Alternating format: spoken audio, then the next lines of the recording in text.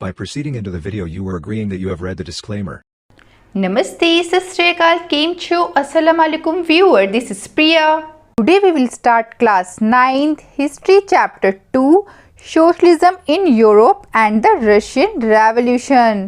Chapter start करने से पहले हम चैप्टर 1 को रिकॉल कर लेते हैं। उसमें हमने देखा था कि पीपल को 3 स्टेट में डिवाइड किया गया है, फर्स्ट, सेकंड और थर्ड स्टेट। जो फर्स्ट और सेकंड स्टेट के लोग थे वो थर्ड स्टेट के लोगों को बहुत परेशान करते थे। तो अब किसी को परेशान किया जाएगा तो उसे गुस्सा आएगा ही ना। तो थर्ड स्टेट के पीपल को बहुत गुस्सा आया और उन्होंने फ्रांस में कर दिया रेवोल्यूशन, क्योंकि थर्ड स्टेट के पीपल को चाहिए थी फ्रीडम, इक्वालिटी और फर्टेनिटी। अब इस सब को देखते हुए लोगों को ये आइडिया भी लग गया कि जब ये सब कुछ हो सकता है तो फ्रांस में सोसाइटी में चेंजेस भी आ सकते हैं, तो क्यों ना सोसाइटी में चेंजेस लाए जाएं। अब देखेंगे हम इस चैप्टर में कि यूरोप में सोशलिज्म कैसे आया। यहाँ पे जो पीपल्स रहते थे वो 3 पार्ट में डिवाइड थे, liberals, radicals and conservatives. Liberals चाहते थे कि सोसाइटी में चेंज हो, लोग एक साथ रहें और कोई भी राजा का रूल नहीं होना चाहिए, गवर्नमेंट ही रूल करे पूरी कंट्री पे और गवर्नमेंट को भी पीपल इलेक्ट करें। गवर्नमेंट जो भी काम करे वो लोगों की अच्छाई के लिए ही काम करे। बट यहाँ पर एक प्रॉब्लम थी कि जो वोट दिए जाते थे ना वो यूनिवर्सल एडल्ट फ्रेंचाइज के बेसिस पे नहीं थे, मतलब कि सभी को राइट नहीं था वोट देने का। उसी पर्सन को राइट था वोट देने का जिसके पास प्रॉपर्टी हो, और वो भी ओनली मैन। वीमेंस को यहाँ पर अलाउड नहीं किया जाता था वोट देने के लिए। अब हम देखेंगे कि जो रेडिकल पीपल थे उनकी थिंकिंग कैसी थी। रेडिकल्स चाहते थे कि जो भी गवर्नमेंट बने कंट्री में वो मेजॉरिटी ऑफ पॉपुलेशन के बेसिस पे बने, मतलब ज़्यादातर लोग जिसको वोट दें उसी की गवर्नमेंट बननी चाहिए। रेडिकल्स जो थे वो ग्रेट लैंड ओनर्स और फैक्ट्री ओनर्स के ऑपोजिट थे। वो नहीं चाहते थे कि इनको सारी प्रिविलेजेस मिले, ये चाहते थे कि सभी में जो लैंड है वो डिस्ट्रीब्यूट हो। ऐसा नहीं है कि एक ही पर्सन को सारा लैंड दे दिया तो ऐसे तो एक ही पर्सन रिच हो जाएगा ना। तो ये चाहते थे कि ये सब चीज़ें हट जाएं। बात की जाए अगर वोट की तो ये चाहते थे कि विमेंस को भी राइट मिलना चाहिए वोट देने का। नेक्स्ट, कंजर्वेटिव्स ये नहीं चाहते थे कि ज़्यादा चेंजेस आए। ये बोलते थे ठीक है अगर चेंजेस लाने भी हैं सोसाइटी में तो थोड़ा धीरे धीरे लाओ ना, इतनी जल्दबाजी क्यों कर रहे हो। ये मोनार्की और नोबिलिटी को सपोर्ट करते थे, मतलब देखा जाए तो इनके मन में नहीं था कि कुछ भी चेंजेस आए कंट्री में। Industrial society and social change, ये टाइम था जब न्यू सिटीज आने लगी, न्यू इंडस्ट्रियलाइज्ड रीजन बनने लगे, रेलवे एक्सपैंड होने लगा, इंडस्ट्रियल रेवोल्यूशन होने लगा।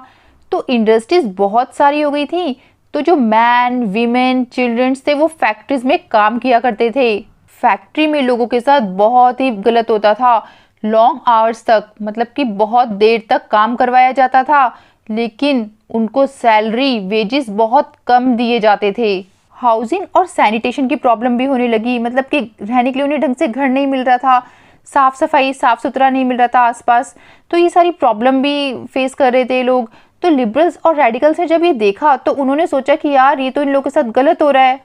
जब वर्कर्स और मतलब जो पीपल है उन्होंने देखा कि लिबरल और रेडिकल इनका सपोर्ट करना चाह रहे हैं तो फिर ये लोग इन लोगों के साथ आ गए, लिबरल और रेडिकल्स के साथ। और लिबरल और रेडिकल्स ने सोचा कि क्यों ना अब रेवोल्यूशन लाया जाए, अब हंगामा करने का वक्त आ गया है।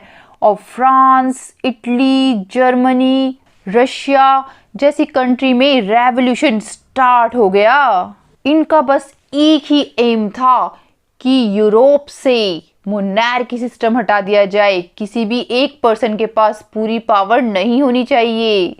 The coming of socialism to Europe, mid 19th century में यूरोप में सोशलिज्म लोगों को बहुत ही अट्रैक्ट करने लगी, क्योंकि सोशलिज्म का मतलब होता है कि सभी लोगों को इक्वल राइट मिलना चाहिए, चाहे वो प्रॉपर्टी ही क्यों ना हो। सभी को सोसाइटी में इक्वालिटी मिलनी चाहिए, किसी एक इंडिविजुअल पर्सन के पास पूरी प्रॉपर्टी नहीं होनी चाहिए। जो पर्सन सोशलिज्म को फॉलो करते थे उन्हें बोला जाता था सोशलिस्ट।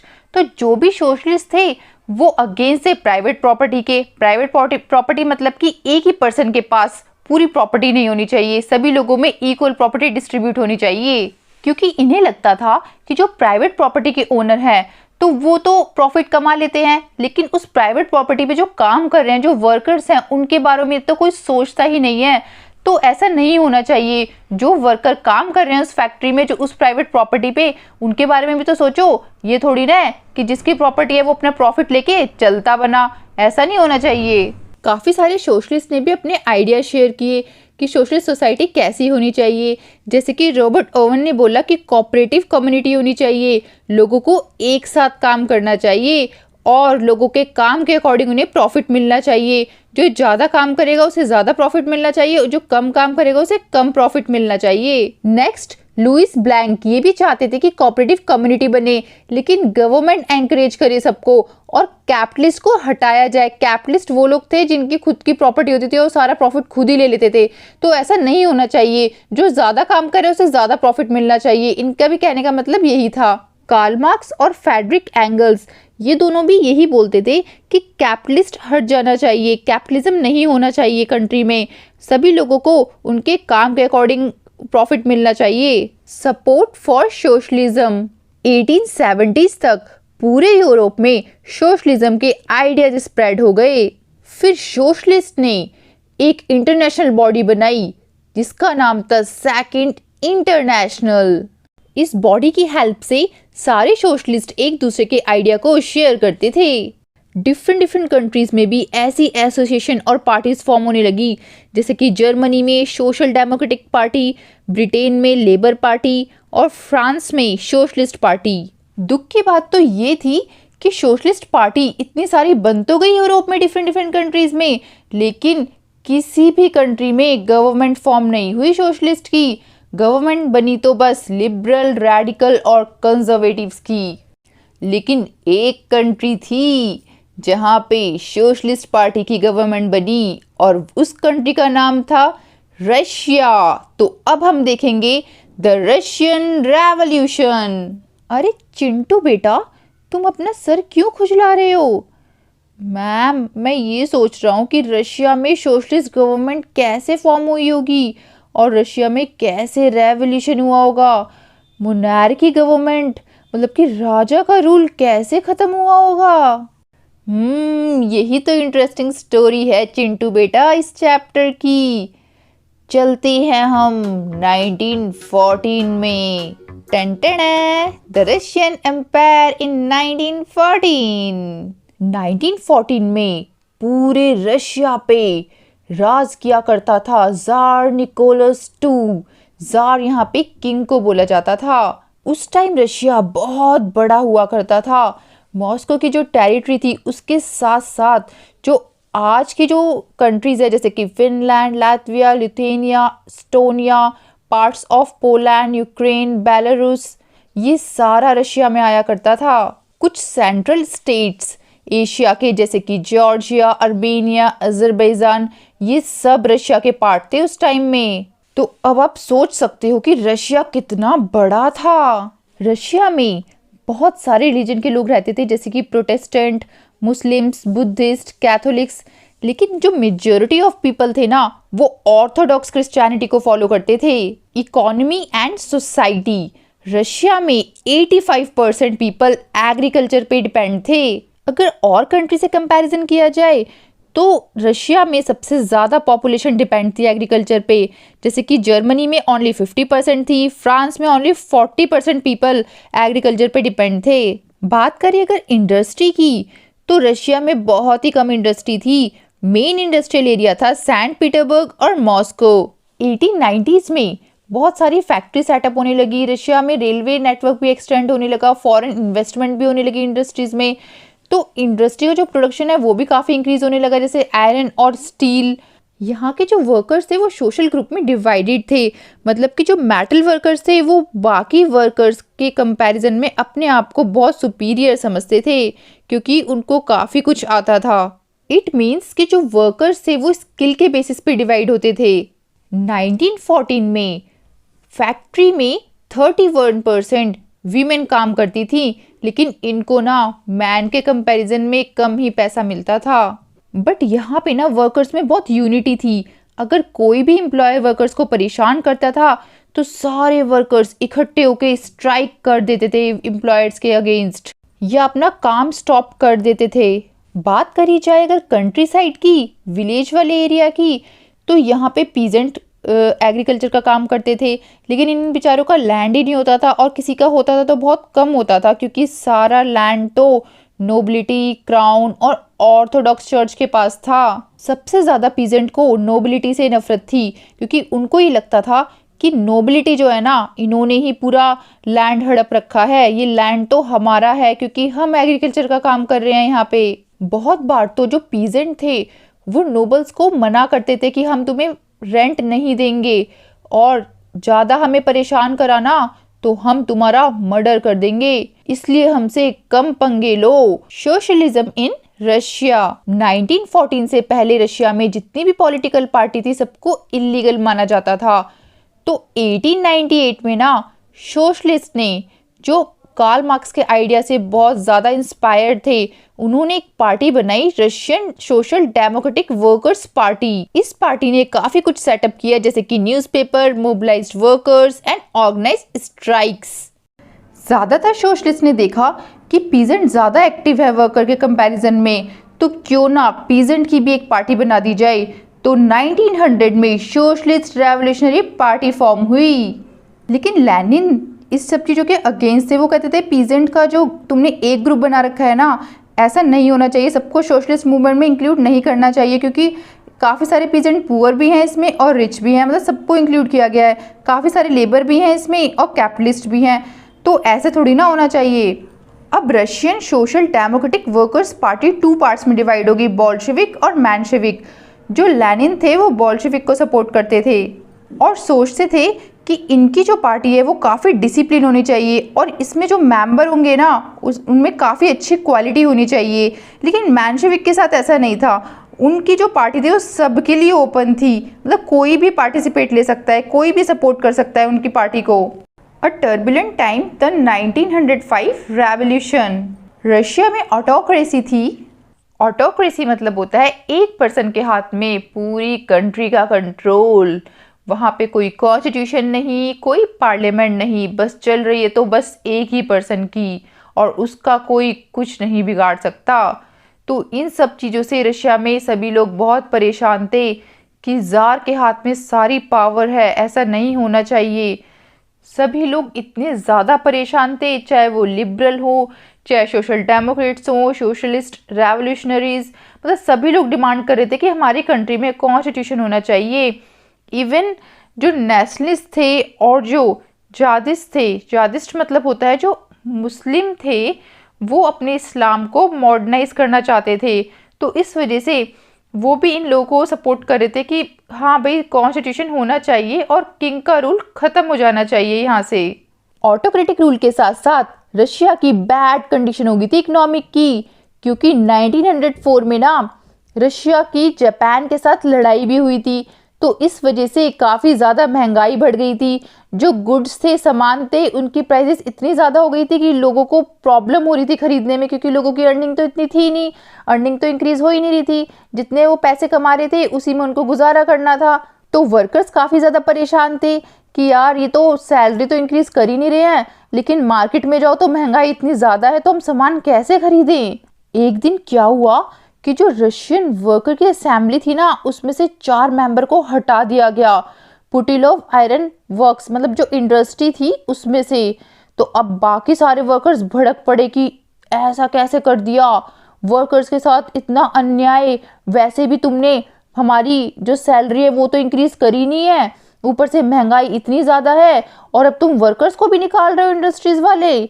गुस्से में 10,000 वर्कर्स सेंट पीटर्सबर्ग में स्ट्राइक करने लगे और डिमांड करने लगे कि हम इतने घंटे तक काम नहीं करेंगे, हमारे वर्किंग आवर्स कम करो और हमारे वेजेस इंक्रीज करो, हमारी वर्किंग कंडीशन इम्प्रूव करो। ये सब देख के तो मुझे लग रहा है कि अब रशिया में हंगामा होने वाला है जिसको कोई नहीं रोक पाएगा।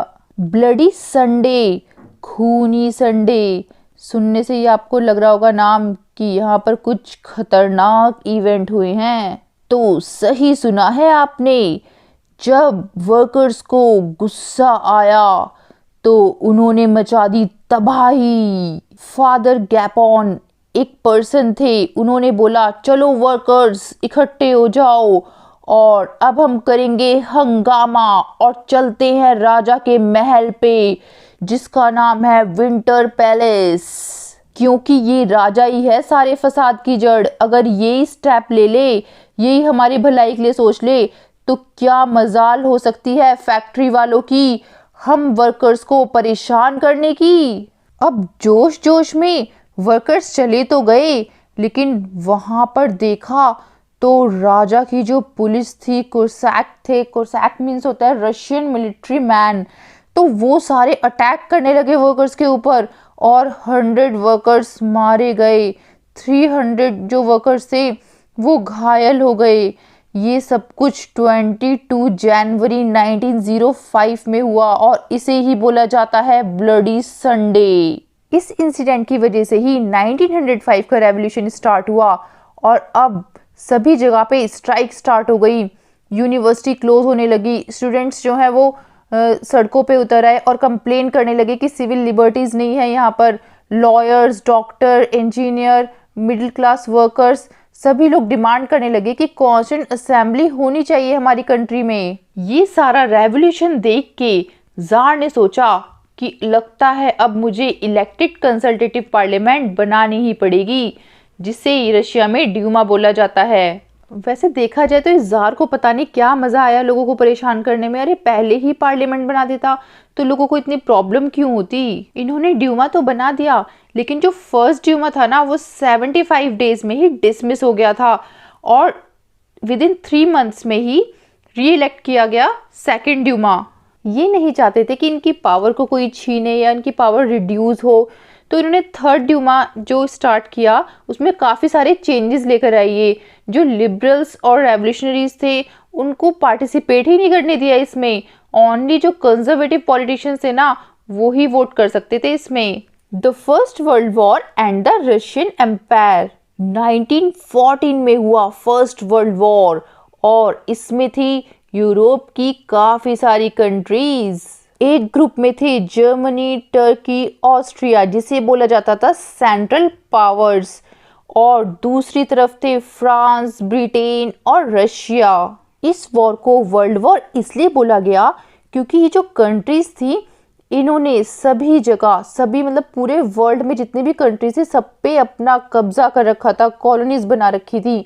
तो इस वजह से इनडायरेक्टली देखा जाए तो ये वर्ल्ड वॉर ही तो हुआ। स्टार्टिंग में तो रशिया के लोगों ने जार को बहुत सपोर्ट किया। इवन जो सेंट पीटरबर्ग एक जर्मन नेम था उसे चेंज करके पेट्रोग्रेड किया, तो ये सभी लोग सपोर्ट में थे कि हाँ चलो ठीक किया है। लेकिन धीरे धीरे जब वॉर और ज़्यादा बढ़ने लगा तो लोगों को प्रॉब्लम होने लगी, क्योंकि जो जार था वो इंटरेस्ट ही नहीं दिखाता था। जो ड्यूमा बनाया था उसमें कोई कंसल्टेशन नहीं हो रहा था और जो एडवाइज़र था जार का रासपुतिन, उसको कोई मतलब एडवाइस देने का कोई भी एक्सपीरियंस ही नहीं था, एकदम पुअर एडवाइज़र था।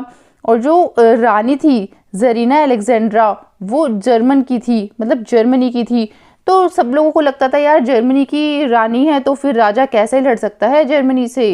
1914 और 1916 के बीच में रशियन आर्मी बहुत बुरी तरीके से हार चुकी थी जर्मनी और ऑस्ट्रिया से। इस वजह से 7 मिलियन पीपल की डेथ भी हो गई थी और 3 मिलियन पीपल ने तो अपने घर ही लॉस कर दिए थे, मतलब वो बेघर हो गए थे। और क्रॉप भी डिस्ट्रॉय हो गई थी, बिल्डिंग्स भी डिस्ट्रॉय हो गई थी, रेलवे लाइन भी टूट गई थी। और वर्कर्स जो थे वो एज अ आर्मी काम कर रहे थे, तो इस वजह से जो गुड्स थे उनकी सप्लाई भी स्टॉप हो गई थी। बहुत सारी फैक्ट्री क्लोज हो गई थी इस वजह से, क्योंकि वर्कर्स ही नहीं होंगे तो फैक्ट्री कैसे चलेगी। फूड की भी शॉर्टेज होने लगी थी क्योंकि सारा का सारा फूड तो आर्मी के लिए चले जाता था, लोगों के लिए बचता ही नहीं था। द फेब्रुअरी रेवोल्यूशन इन पेट्रोग्रेड 1917 में रशिया में बहुत ठंड पड़ी। जो रशिया की कैपिटल थी पेट्रोग्रेड, वहाँ पर एक रिवर थी नेवा और इसके राइट में लोकेटेड थे जितने भी वर्कर्स के क्वार्टर्स थे, फैक्ट्रीज थी लोकेटेड थी। और लेफ्ट में फैशनेबल एरिया था जैसे कि विंटर पैलेस, ऑफिशियल बिल्डिंग्स और जहाँ पे ड्यूमा की मीटिंग होती थी। फरवरी 1917 में फूड की शॉर्टेज होने लगी वर्कर क्वार्टर्स में। इतना ही नहीं, 22 फ़ैब को तो लॉकआउट ही हो गया फैक्ट्रीज का, मतलब फैक्ट्रीज बंद कर दी गई। अब वर्कर्स के लिए कुछ काम ही नहीं था, तो वो कमाएं कैसे और फिर वो खाएं कैसे। तो सारे के सारे वर्कर्स राइट बैंक से लेफ्ट बैंक की साइड आने लगे। 50 फैक्ट्रीज के वर्कर्स ने स्ट्राइक कर दी। बहुत सारी फैक्ट्रीज में तो वीमेन ने भी पार्टिसिपेट लिया इस स्ट्राइक में, इसलिए इसे उस टाइम पे इंटरनेशनल वीमेंस डे भी बोला गया। अब जो डेमोन्स्ट्रेटिंग वर्कर्स थे, डेमोन्स्ट्रेटिंग मीन्स जो प्रोटेस्ट कर रहे थे, वो वर्कर्स नावेसिकी प्रॉस्पेक्ट, ये एक जगह का नाम था, यहाँ पे पहुँच गए स्ट्राइक करते करते, प्रोटेस्ट करते करते। ये जो डेमोन्स्ट्रेटर थे, जो प्रोटेस्टर थे, वर्कर्स थे, वो लोग मतलब प्रोटेस्ट करते करते जो फैशनेबल क्वार्टर्स, मतलब जो बड़े बड़े जो अमीर लोगों के घर थे, ऑफिशियल बिल्डिंग्स थी, उनको पूरा इन्होंने घेर लिया चारों तरफ से। तो ये देखते हुए ना गवर्नमेंट ने कर्फ्यू इम्पोज कर दिया, कर्फ्यू लगा दिया। अब बेचारों को जाना पड़ा शाम को, इवनिंग में। लेकिन ये लोग हार कहाँ मानने वाले थे। 24 और 25 को ये दोबारा से आए, दोबारा से प्रोटेस्ट किया। ये सब देख के गवर्नमेंट ने कहा कैवलरी और पुलिस को कि तुम लोग इन पे नज़र रखो, कहीं ये अटैक ना कर दें। और 25 फरवरी संडे को गवर्नमेंट ने ड्यूमा भी सस्पेंड कर दी। ये सब देख के पॉलिटिशियन भी भड़क गए और कहा कि अरे ये राजा पागल हो गया क्या, ड्यूमा को भी सस्पेंड कर दिया। अब हमें डेमोन्स्ट्रेटर के साथ में, मतलब वर्कर्स के साथ में मिलके राजा के अगेंस्ट कुछ ना कुछ तो करना ही पड़ेगा।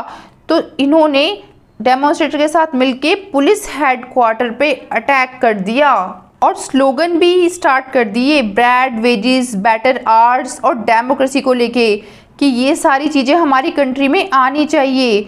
जब गवर्नमेंट ने देखा तो उसने कैवलरी को आदेश दिया कि जाओ और इन पे फायर कर दो। लेकिन जो कैवलरी थी, जो सोल्जर्स थे, उन्होंने मना कर दिया राजा से कि हम अटैक नहीं करेंगे वर्कर्स के ऊपर, उनकी क्या गलती है। और सोल्जर्स मिल गए वर्कर्स के साथ और उन्होंने अपनी एक सोवियत बना ली जिसका नाम रखा पेट्रोग्रेड सोवियत। और आज से ये हम लोगों का ग्रुप होगा, हम राजा के अगेंस्ट हैं, हम राजा से परेशान हैं, राजा को हटाओ। नेक्स्ट ही जो मिलिट्री के कमांडर्स थे, उन्होंने एडवाइस किया राजा के पास जाके कि राजा तुम्हें अब हट जाना चाहिए। तो राजा ने कहा ठीक है भाई, मैं हट जाता हूँ। 2 मार्च 1917 को राजा ने अपना पद त्याग दिया। अब राजा राजा नहीं रहा। अब पेट्रोग्रेड सोवियत जो सोल्जर और वर्कर ने मिलके बनाई थी, उन्होंने ड्यूमा के साथ मिलके एक प्रोविजनल गवर्नमेंट बना ली। अब ये प्रोविजनल गवर्नमेंट ही पूरी कंट्री को रन करने लगी। प्रोविजनल गवर्नमेंट में ज़्यादातर आर्मी ऑफिशियल्स, लैंड ओनर्स और इंडस्ट्रियलिस्ट थे। जब बोल्शेविक लीडर लेनिन 1917 अप्रैल में आए तो उन्होंने डिक्लेयर किया कि अब कोई वॉर नहीं होनी चाहिए और पीजेंट को उनका लैंड ट्रांसफ़र कर देना चाहिए और बैंक को नेशनलाइज कर देना चाहिए। और जो बोल्शेविक पार्टी है ना, उसका नाम चेंज करके कम्युनिस्ट पार्टी हो जाना चाहिए। बोल्शेविक के जो लीडर हैं, उन्होंने देखा कि प्रोविजनल गवर्नमेंट में तो कोई वर्कर लीडर है ही नहीं, सारे आर्मी ऑफिशियल, लैंड ओनर्स और इंडस्ट्रियलिस्ट को ही लीडर बनाया हुआ है। तो ऐसे जो वर्कर्स हैं, सोल्जर्स हैं, उनकी डिमांड कौन कंप्लीट करेगा? तो ऐसा नहीं होना चाहिए। तो जो वर्कर्स है वो भड़क पड़े। उन्होंने मतलब कमेटी बनाने स्टार्ट कर दी। फैक्ट्री में कमेटीज़ बनने लगी, सोल्जर्स कमेटीज़ बनने लगी, ट्रेड यूनियंस बनने लगे, वर्कर्स की मूवमेंट स्टार्ट हो गई। सब लोग जो है वो प्रोविजनल गवर्नमेंट के अगेंस्ट होने लग गए। ये सब देखकर प्रोविजनल गवर्नमेंट ने सोचा कि जो भी हमारे अगेंस्ट आएगा उसको हम अरेस्ट करके जेल में डाल देंगे। तो जो भी प्रोविजनल गवर्नमेंट के अगेंस्ट जाता उसे अरेस्ट करके जेल में डाल दिया जाता। ये सब देख के बाकी जो वर्कर्स है वो भी भड़क पड़े कि अरे ऐसे कैसे तुम अरेस्ट करके डाल दे रहे हो जेल में, ये कोई बात होती है। Next, the revolution of October 1917। 16 अक्टूबर 1917 में लेनिन ने पेट्रोग्रेड सोवियत को अपने साथ कर लिया कि चलो हम दोनों मिलके एक कमेटी बनाएंगे और मिलिट्री रेवोल्यूशनरी कमेटी बनाई गई जिसके हेड थे लियोन ट्रोट्स्की। अब ये सब लड़ने के लिए तैयार थे, लेकिन लड़ाई कब होगी इसकी डेट सीक्रेट रखी गई। फाइनली 24 अक्टूबर को लड़ाई स्टार्ट हो ही गई। तो जो प्राइम मिनिस्टर थे केरेंस्की, उन्होंने अपने ट्रूप से कहा कि अटैक कर दो इन लोगों पे। तो जो मिलिट्री मैन थे उन्होंने बोल्शेविक की 2 बिल्डिंग जो न्यूज़पेपर की थी उन्हें सीज कर दिया अरे इन्होंने तो ऐसा पंगा ले लिया जैसे कि शेर के मुंह में हाथ डालना, अब बोल्शेविक इनको नहीं छोड़ेगा। बोल्शेविक ने कहा हमसे पंगा, तो जो मिलिट्री रेवोल्यूशन कमेटी थी उन्होंने ऑर्डर किया कि जाओ और गवर्नमेंट ऑफिस को सीज कर दो, मिनिस्टर्स को अरेस्ट कर लो। अब तो हंगामा खड़ा हो गया।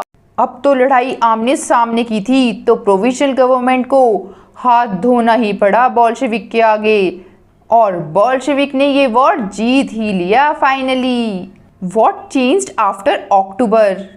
अब सारी पावर बोल्शेविक के हाथ में आ गई थी, तो इसने ज़्यादातर बैंक को नेशनलाइज कर दिया, ज़्यादातर इंडस्ट्री को नेशनलाइज कर दिया, लैंड को डिक्लेयर कर दिया कि सोशल प्रॉपर्टी होगी, और इसने जो आर्मी की यूनिफॉर्म थी उसे भी चेंज किया और एक सोवियत हैट बनाई आर्मी के लिए। जो पीजेंट थे उन्हें भी बोला, अलाउ कर दिया कि हाँ जो नोबिलिटी की लैंड है वो तुम छीन सकते हो, ले सकते हो। बोल्शेविक पार्टी का भी नाम चेंज करके रशियन कम्युनिस्ट पार्टी कर दिया गया। नवंबर 1917 में बोल्शेविक ने सोचा कि चलो इलेक्शन करवाए जाए कॉन्स्टिट्यूएंट असेंबली के, वैसे भी जीतना तो हमें ही है, लेकिन ये हार गया। और जब ये हारे तो इन्होंने असेंबली को डिसमिस ही कर दिया जनवरी 1918 में कि अरे कोई इलेक्शन वगैरह कुछ नहीं माना जाएगा, सारी पावर हमारे हाथ में है। वैसे ही बोल्शेविक ने ठीक नहीं किया लोगों के साथ, पूरे रशिया में वन पार्टी स्टेट बन गया, बस बोल्शेविक ही बोल्शेविक। और इन्होंने कहा कि अगर किसी ने भी बोल्शेविक के अगेंस्ट आवाज़ उठाई तो उसे सीक्रेट पुलिस भून देगी गोलियों से। The civil war. बोल्शेविक ने इतना अत्याचार मचा दिया था कि लोगों को फाइनली सिविल वॉर करना ही पड़ा। अब ये सिविल वॉर 3 टाइप के लोगों के बीच में हुआ।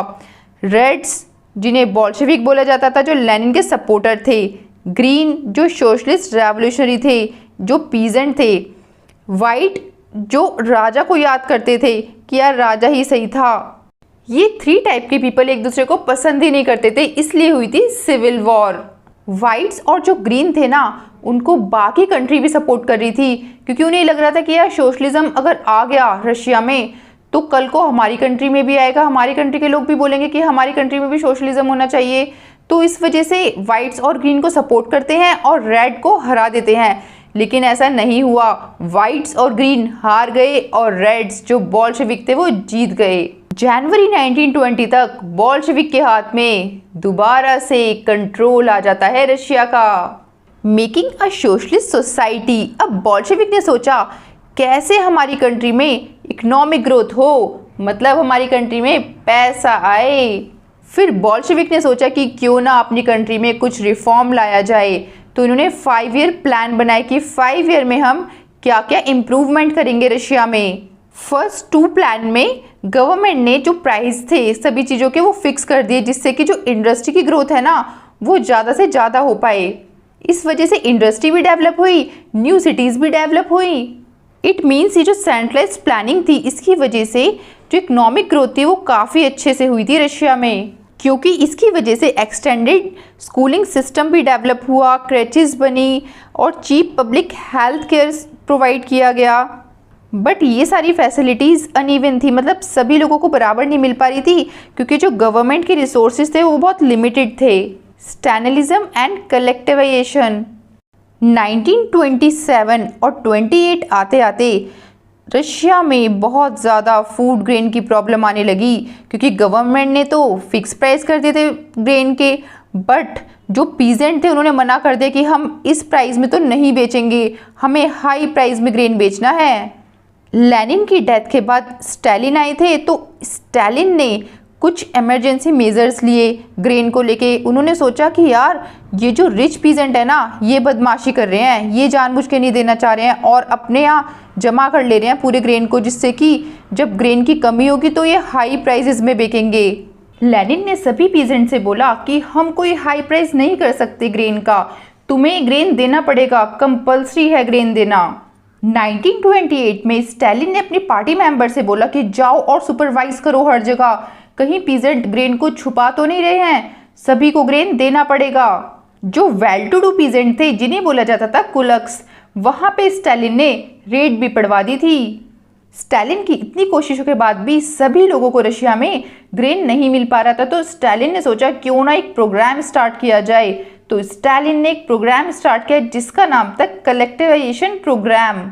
इस प्रोग्राम के अकॉर्डिंग स्टालिन ने बोला कि जितना भी लैंड है पीजेंट का, चाहे वो वेल टू डू पीजेंट हो जिन्हें कोलक्स बोला जाता है, उनसे उनका लैंड ले लिया जाएगा और सभी पीजेंट इक्वली यहाँ पे काम करेंगे और जो भी प्रॉफिट आएगा वो इक्वली डिस्ट्रीब्यूट होगा सब में। और मॉडर्न फार्मिंग का यूज़ करके यहाँ पे मशीन यूज़ की जाएंगी जिससे कि ग्रेन ज़्यादा से ज़्यादा ग्रो हो। 1929 में सभी पीजेंट को फोर्स किया गया कि तुम्हें यहाँ पर कलेक्टिव फार्म करना ही पड़ेगा, अगर कोई कलेक्टिव फार्म नहीं करेगा तो उसे जेल में डाल दिया जाएगा। ये सब देखकर पीजेंट ने अपनी ही लाइव स्टॉक को डिस्ट्रॉय कर दिया, जो भी कैटल थी सबको मार दिया। इतना ज़्यादा गुस्सा आ रहा था पीजेंट को स्टालिन के इस प्रोग्राम पे कि अपना ही नुकसान कर लेते थे वो, क्योंकि स्टालिन को तो कुछ बोल नहीं सकते। तो स्टालिन जब देखता था ना कि कोई भी उसके ऑपोजिट है तो वो उसे जेल में डाल देता था। स्टालिन ने बहुत कोशिश की कि ग्रेन का प्रोडक्शन इंक्रीज हो जाए, लेकिन ऐसा नहीं हुआ। 1930 से लेकर 1933 तक इतना ज़्यादा बैड हार्वेस्ट हुआ ना कि पूरे रशिया में भूखमरी छा गई और 4 मिलियन पीपल अपनी जान गंवा बैठे। स्टालिन के इस कलेक्टिवाइजेशन प्रोग्राम को देखकर उसकी पार्टी के मेंबर उसे ही क्रिटिसाइज करने लगे कि ये तुमने गलत प्रोग्राम बनाया, इससे लोगों को नुकसान हो रहा है। तो जब स्टालिन ने नोटिस करा कि अरे ये तो मेरे ही मेंबर मेरे ही अगेंस्ट जा रहे हैं, ऐसा नहीं होना चाहिए, तो स्टालिन ने कहा कि तुम क्रिटिसाइज कर रहे हो सोशलिज्म को, तुम मेरे अगेंस्ट जाने की कोशिश कर रहे हो, तो अब तुम पे चार्ज लगेगा सोशलिज्म के अगेंस्ट तुमने कॉन्स्पिरेसी करी है। और 1939 आते आते 2 मिलियन पीपल को जेल में डाल दिया या फिर लेबर कैंप में डाल दिया स्टालिन ने। वैसे देखा जाए तो स्टालिन के अगेंस्ट चाहे कोई भी हो, चाहे उसके मेंबर ही क्यों ना हो पार्टी के, वो उसे भी जेल में डाल देता था या फिर उसके साथ बहुत गलत होता था, टॉर्चर किया जाता था। The global influence of the Russian revolution and the USSR. Global मतलब पूरे वर्ल्ड में रशियन रेवोल्यूशन का ये इफेक्ट पड़ा कि लोगों को ये तो लगा कि हाँ भैया सोशलिज्म से चेंजेस तो आए हैं, लेकिन लोगों को टॉर्चर भी तो किया गया, तो ये बात भी ठीक थोड़ी ना है, इसका मतलब सोशलिज्म का ये सही मेथड नहीं है। वर्ल्ड में काफ़ी सारी कॉन्फ्रेंस भी होती थी सोशलिज्म को लेके, जैसे एक कॉन्फ्रेंस है conference of the peoples of the east 1920 में इस्टेब्लिश हुई थी। और जो बोल्शेविक थे ना वो भी कोशिश कर रहे थे कि पूरे वर्ल्ड में सोशलिज्म को फैलाया जाए। तो इनकी जो पार्टी थी उसका नाम था an international union of pro Bolshevik socialist parties. USSR में भी एक कम्युनिस्ट यूनिवर्सिटी बनाई गई जहाँ पे कम्युनिस्ट और सोशलिज्म से रिलेटेड एजुकेशन दी जाती थी। यहाँ पे लोग बाहर से पढ़ने आते थे जिनको भी इसके बारे में नॉलेज लेनी थी। सेकेंड वर्ल्ड वॉर के टाइम पर सोशलिज्म पूरे वर्ल्ड में काफ़ी अच्छे से फैल चुका था। ये थी इस चैप्टर की शॉर्ट स्टोरी। अब हम इसे पढ़ेंगे डिटेल में।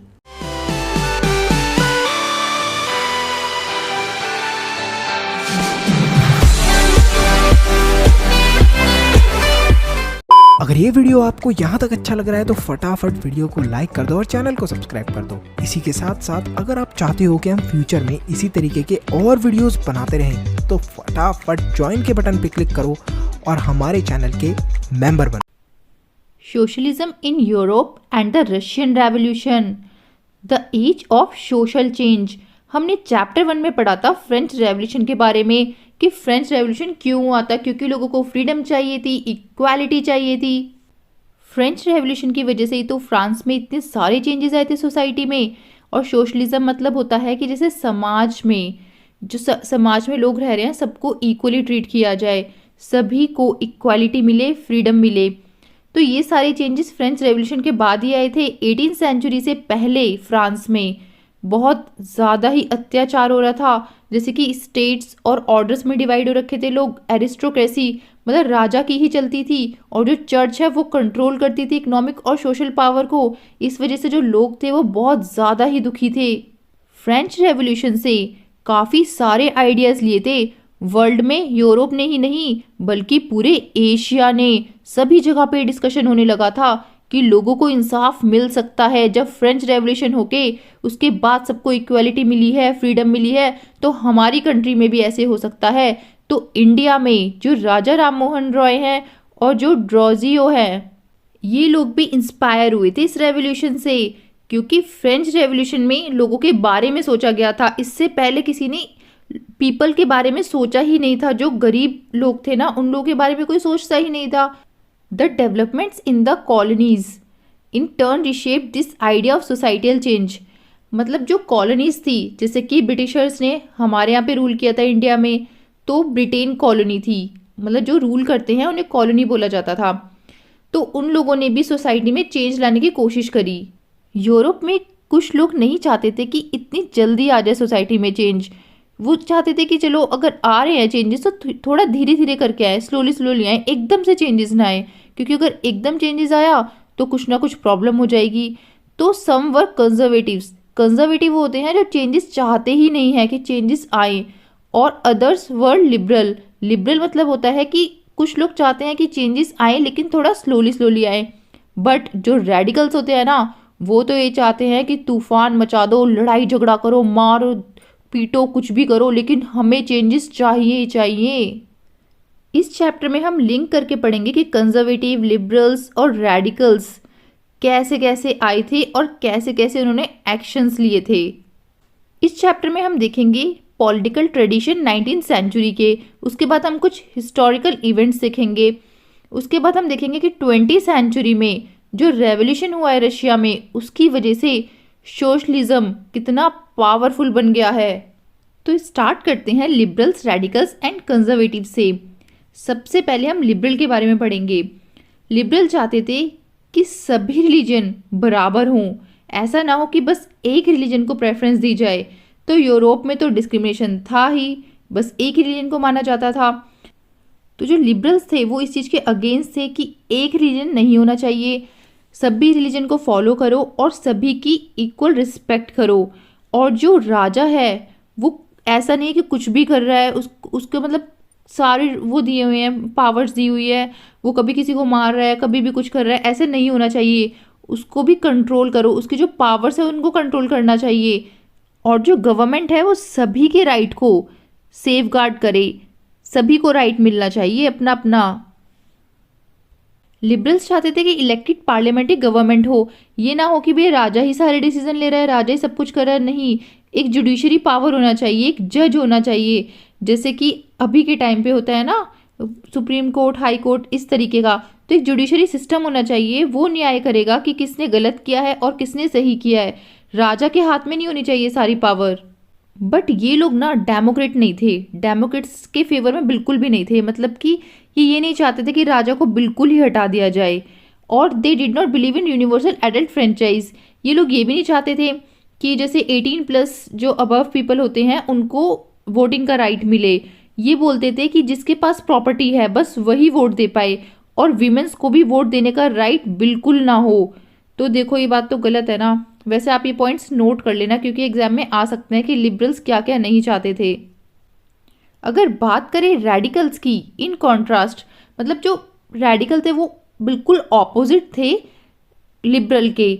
ये चाहते थे कि सभी पीपल को वोट देने का राइट होना चाहिए और पीपल चूज करे कि गवर्नमेंट किसकी होनी चाहिए। Mini supported women's suffrage movement, मतलब कि जो विमेंस थी ना वो भी राइट चाहती थी कि हमें भी वोट देने का राइट होना चाहिए।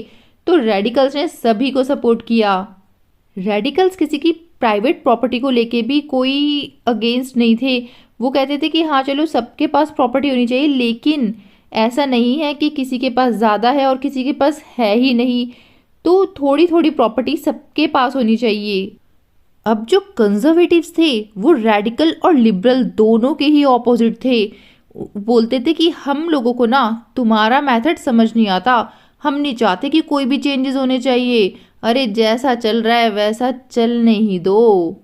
अर्ली 18th सेंचुरी में तो इन्होंने ऐसे बोला था, लेकिन 19th सेंचुरी आते आते ना इन्होंने सोचा कि ये रेडिकल और लिबरल मानेंगे तो है नहीं, चलो कुछ चेंजेस आने ही देते हैं। लेकिन इन्होंने बोला कि जो भी चेंजेस आ रहे हैं ना वो थोड़ा धीरे धीरे आए, स्लो प्रोसेस होना चाहिए, एकदम से चेंजेस मत लाओ।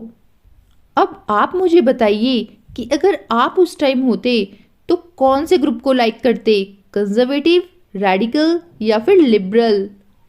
फ्रेंच रेवोल्यूशन के बाद ना काफ़ी ज़्यादा तू मैं होने लगी थी इन तीनों ही ग्रुप में। 19th सेंचुरी में ना कंट्री में काफ़ी सारे चेंजेस लाना चाहते थे, तो एक दूसरे के ऊपर लिमिट लगाते रहते थे। कभी पॉलिटिकल की चीज़ों को लाके, कभी कि चेंजेस करने हैं हमें अपनी कंट्री में, कभी इन सब चीज़ों को लाके। Industrial society and social change. अब इस टाइम पर एक पॉलिटिकल ट्रेंड चला और जो सोशल इकोनॉमिक चेंजेस आने लगे। ये टाइम ऐसा था कि सिटी में इंडस्ट्रीज डेवलप होने लगी, रेलवे एक्सपैंड होने लगा और इंडस्ट्रियल रेवोल्यूशन भी आ गया। अब इंडस्ट्रियलाइजेशन की बात की जाए तो यहाँ पर मैन, वीमेन, चिल्ड्रंस सभी लोग फैक्ट्री में काम करने लगे।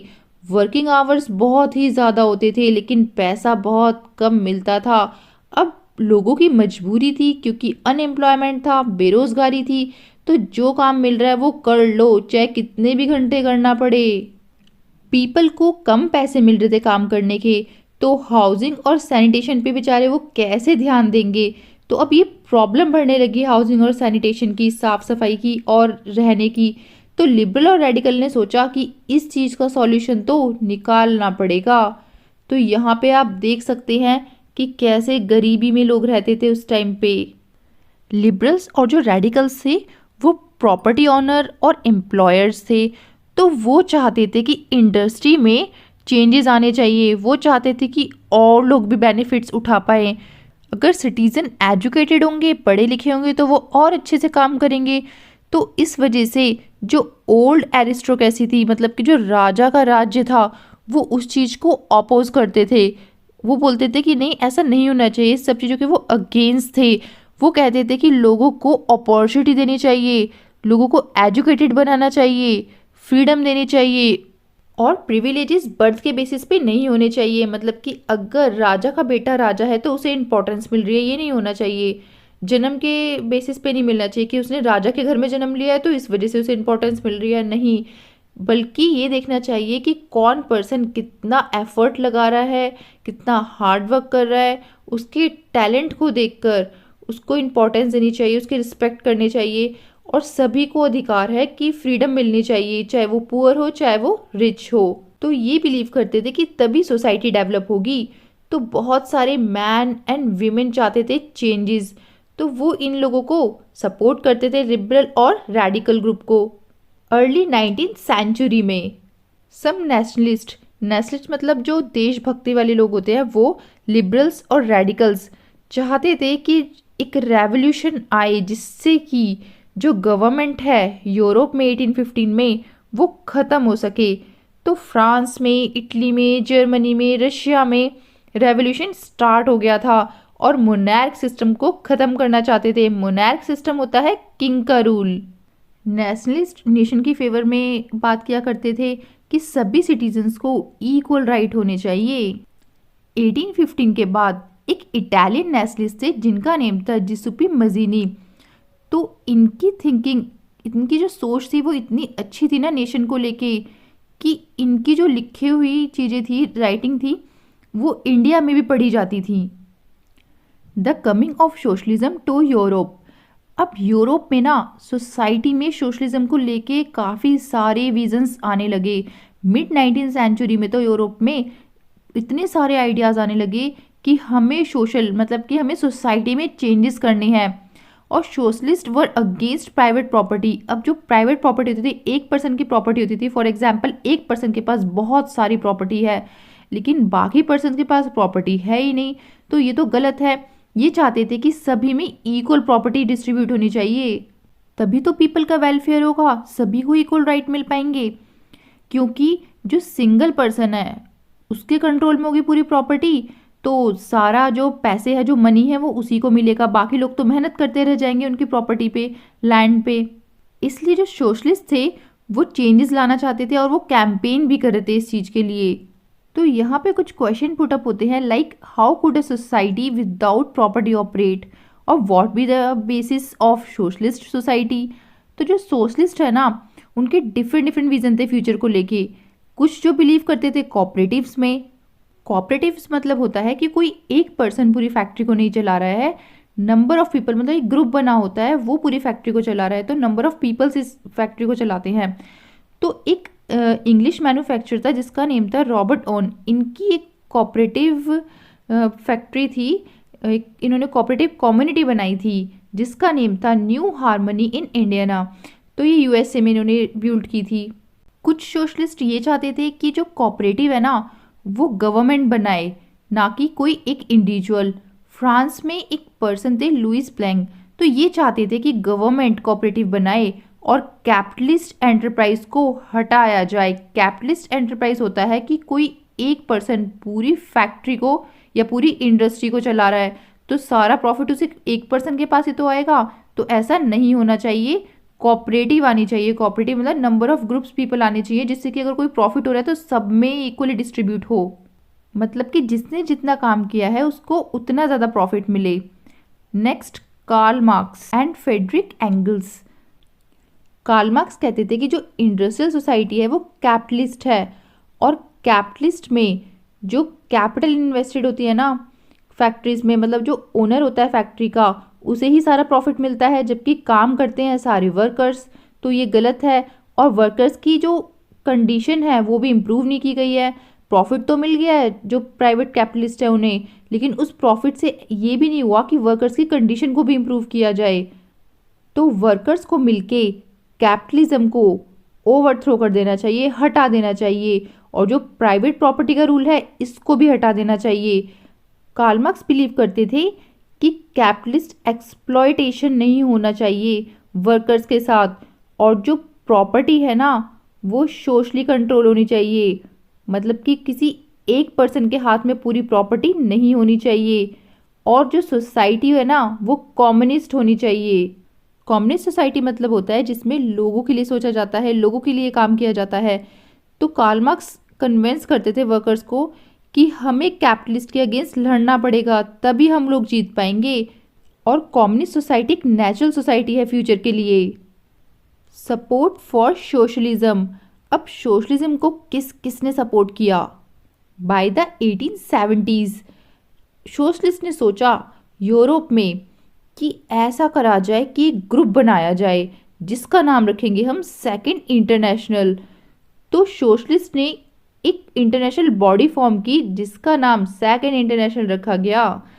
इस चैप्टर में जो भी मैंने अंडरलाइन किया, हाईलाइट किया हुआ है ना, ये मोस्ट इंपॉर्टेंट है, ये एग्जाम में आएगा ही आएगा, तो आप इसको ना अच्छे से अंडरलाइन करते रहना। इंग्लैंड और जो जर्मनी के वर्कर्स थे उन्होंने अपनी एक एसोसिएशन फॉर्म कर ली थी जिससे कि वो फाइट कर सके बेटर लिविंग और वर्किंग कंडीशन के लिए।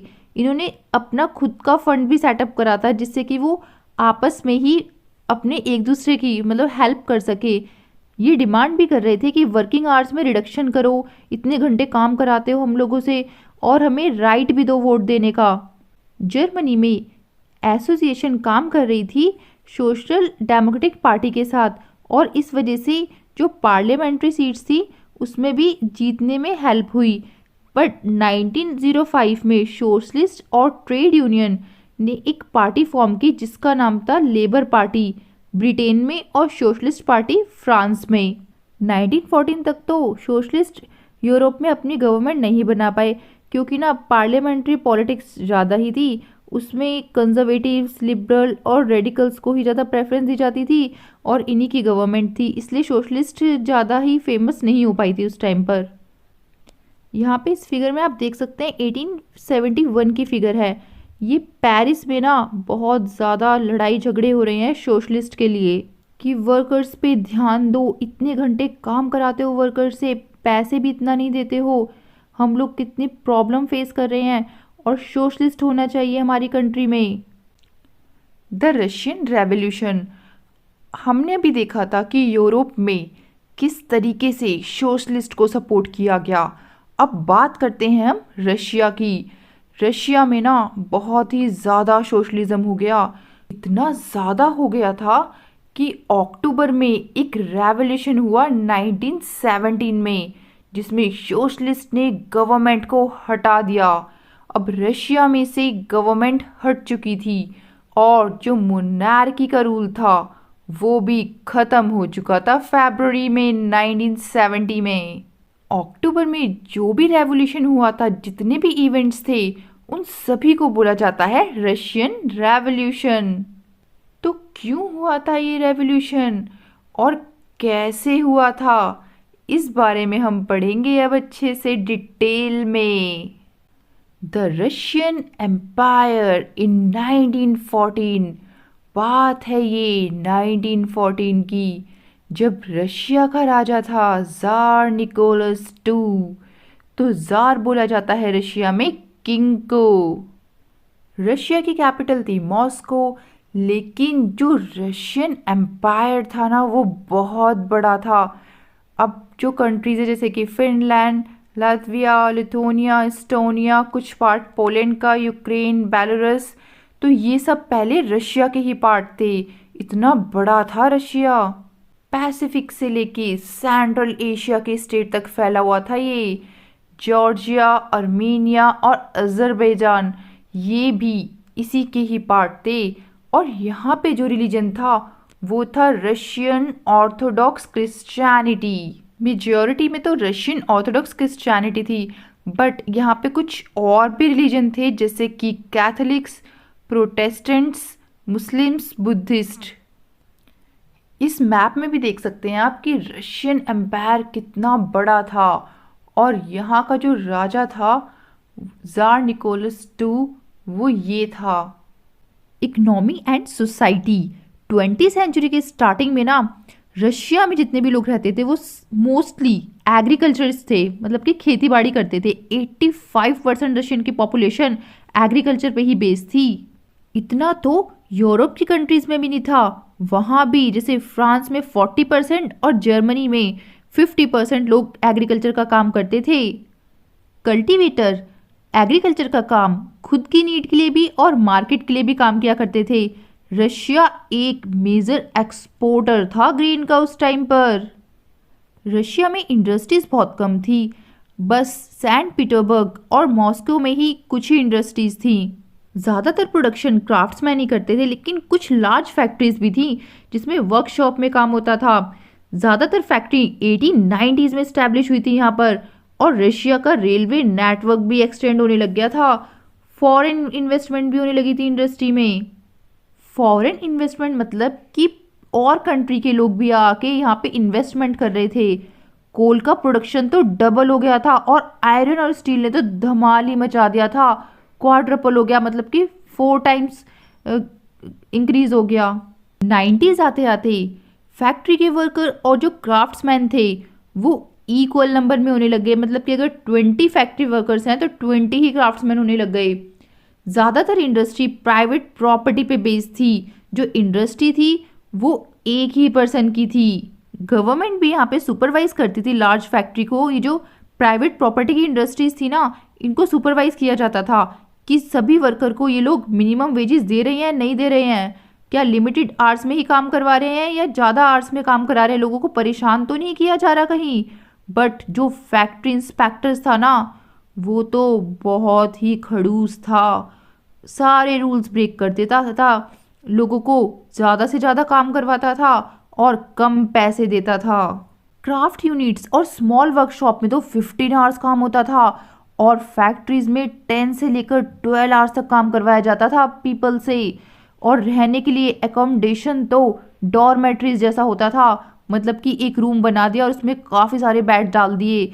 बहुत ही बेकदरी होती थी वर्कर्स की उस टाइम पर।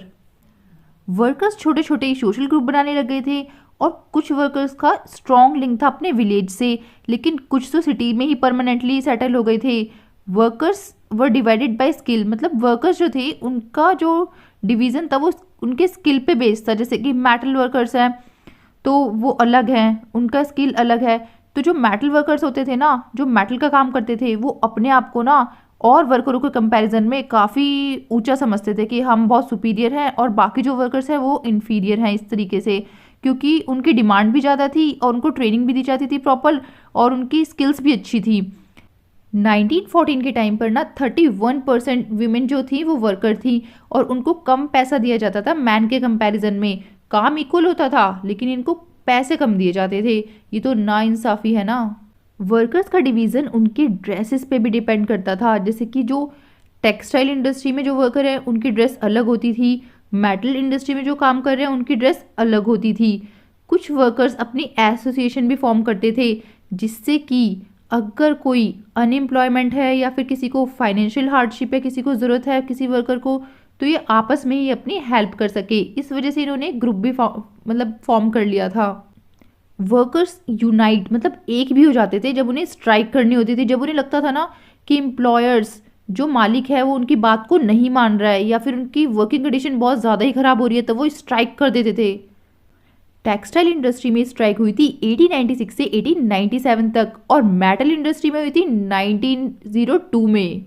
इन द कंट्री साइड मतलब जो विलेज वाला एरिया होता है, वहाँ पे जो पीजेंट्स थे वो एग्रीकल्चर का काम करते थे, लेकिन वो जो लैंड था जिस पे वो काम करते थे वो होता था नोबिलिटी, मतलब जो राजा के रिलेशन में लोग होते थे उनका होता था, मतलब रिच पीपल का होता था, और ऑर्थोडॉक्स चर्च के लोगों का होता था। तो उनके लैंड पे ये फार्मर्स काम किया करते थे। ये पीजेंट काफ़ी रिलीजियस थे, लेकिन ये रिस्पेक्ट नहीं करते थे नोबिलिटी की। नोबल्स वो लोग थे जो राजा के रिलेटिव्स थे, जैसे मैंने आपको पहले बताया। तो इनको जो पावर और पोजीशन मिली हुई थी वो बस जार की वजह से मिली हुई थी, जार जो किंग था रशिया का। अगर देखा जाए तो फ्रेंच रेवोल्यूशन में ऐसा नहीं था, वहाँ पे तो जो पीजेंट थे वो रिस्पेक्ट करते थे नोबल्स की, लेकिन रशिया में बिल्कुल भी रिस्पेक्ट नहीं किया जाता था।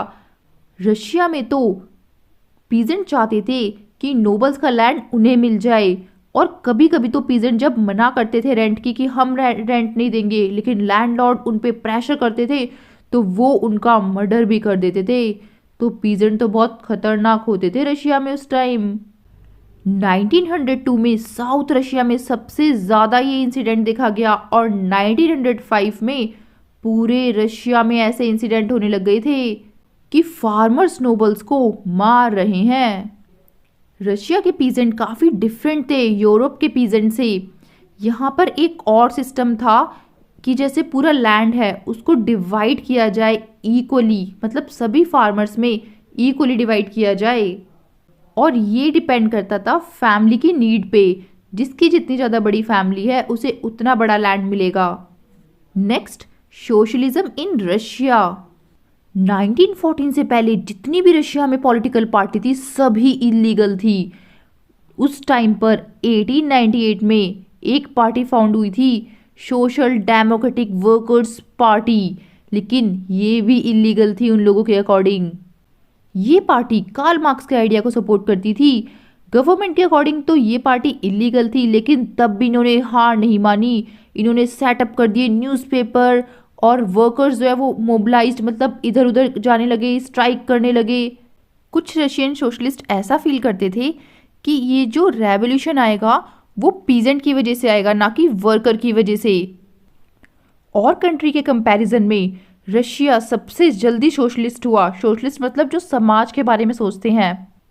बात करें अगर हम कंट्री साइड वाला, मतलब जो विलेज वाला एरिया है उसकी, तो वहाँ पर सोशलिस्ट का कॉन्सेप्ट लेट 18th सेंचुरी में आया था, और यहाँ पे फॉर्म हुई थी पार्टी जिसका नाम था सोशलिस्ट रेवोल्यूशनरी पार्टी, और ये फॉर्म हुई थी 1900 में। इस पार्टी ने बहुत स्ट्रगल किया था पीजेंट के राइट को लेके, और डिमांड की थी कि जो नोबल्स का लैंड है वो पीजेंट को दिया जाए, फार्मर्स का होना चाहिए वो लैंड। एक और ग्रुप था जिसका नेम था सोशल डेमोक्रेट्स, वो इनके अगेंस्ट थे। वो कहते थे कि ऐसा नहीं होना चाहिए, जो सोशलिस्ट रेवोल्यूशनरी है ना पीजेंट के लिए ये गलत है। ऐसे थोड़ी ना होगा कि जो नोबल्स है उनका लैंड लेके आप पीजेंट को दे दो, ये तो गलत है। फिर बेचारे नोबल्स क्या करेंगे। लेनिन एक पर्सन थे, इन्होंने कहा कि जो पीजेंट्स है ना उनका एक यूनाइटेड ग्रुप नहीं है, एक ग्रुप नहीं है, क्योंकि कुछ पुअर है, कुछ रिच है, कुछ लेबर का काम कर रहे हैं, कुछ कैपिटलिस्ट है। तो ये जो डिफ्रेंशिएशन आ रहा है ना, इसकी वजह से ये सभी सोशलिस्ट मूवमेंट का पार्ट नहीं बन पा रहे हैं। पार्टी भी यहाँ पे डिवाइड हो रखी थी, जैसे कि व्लादिमीर लेनिन थे जो बोल्शेविक ग्रुप से बिलोंग करते थे। ये कहते थे कि जो मेंबर्स होने चाहिए ना ग्रुप में, वो ऐसे होने चाहिए जिसमें कोई क्वालिटी हो, अच्छी क्वालिटी के लोग होने चाहिए। लेकिन जो दूसरे ग्रुप के लोग थे जो थे मेंशेविक, वो कहते थे कि जो पार्टी है वो सभी के लिए ओपन होनी चाहिए, मतलब सभी लोग उसमें पार्टिसिपेट कर पाए। तो दोनों में डिफरेंस है, बोल्शेविक और मेंशेविक में। तो ये अलग अलग ग्रुप्स भी बने हुए थे। अ टर्बुलेंट टाइम, द 1905 रेवोल्यूशन। अब बहुत ही टफ टाइम आ गया था रशिया के लिए। Russia was an autocracy.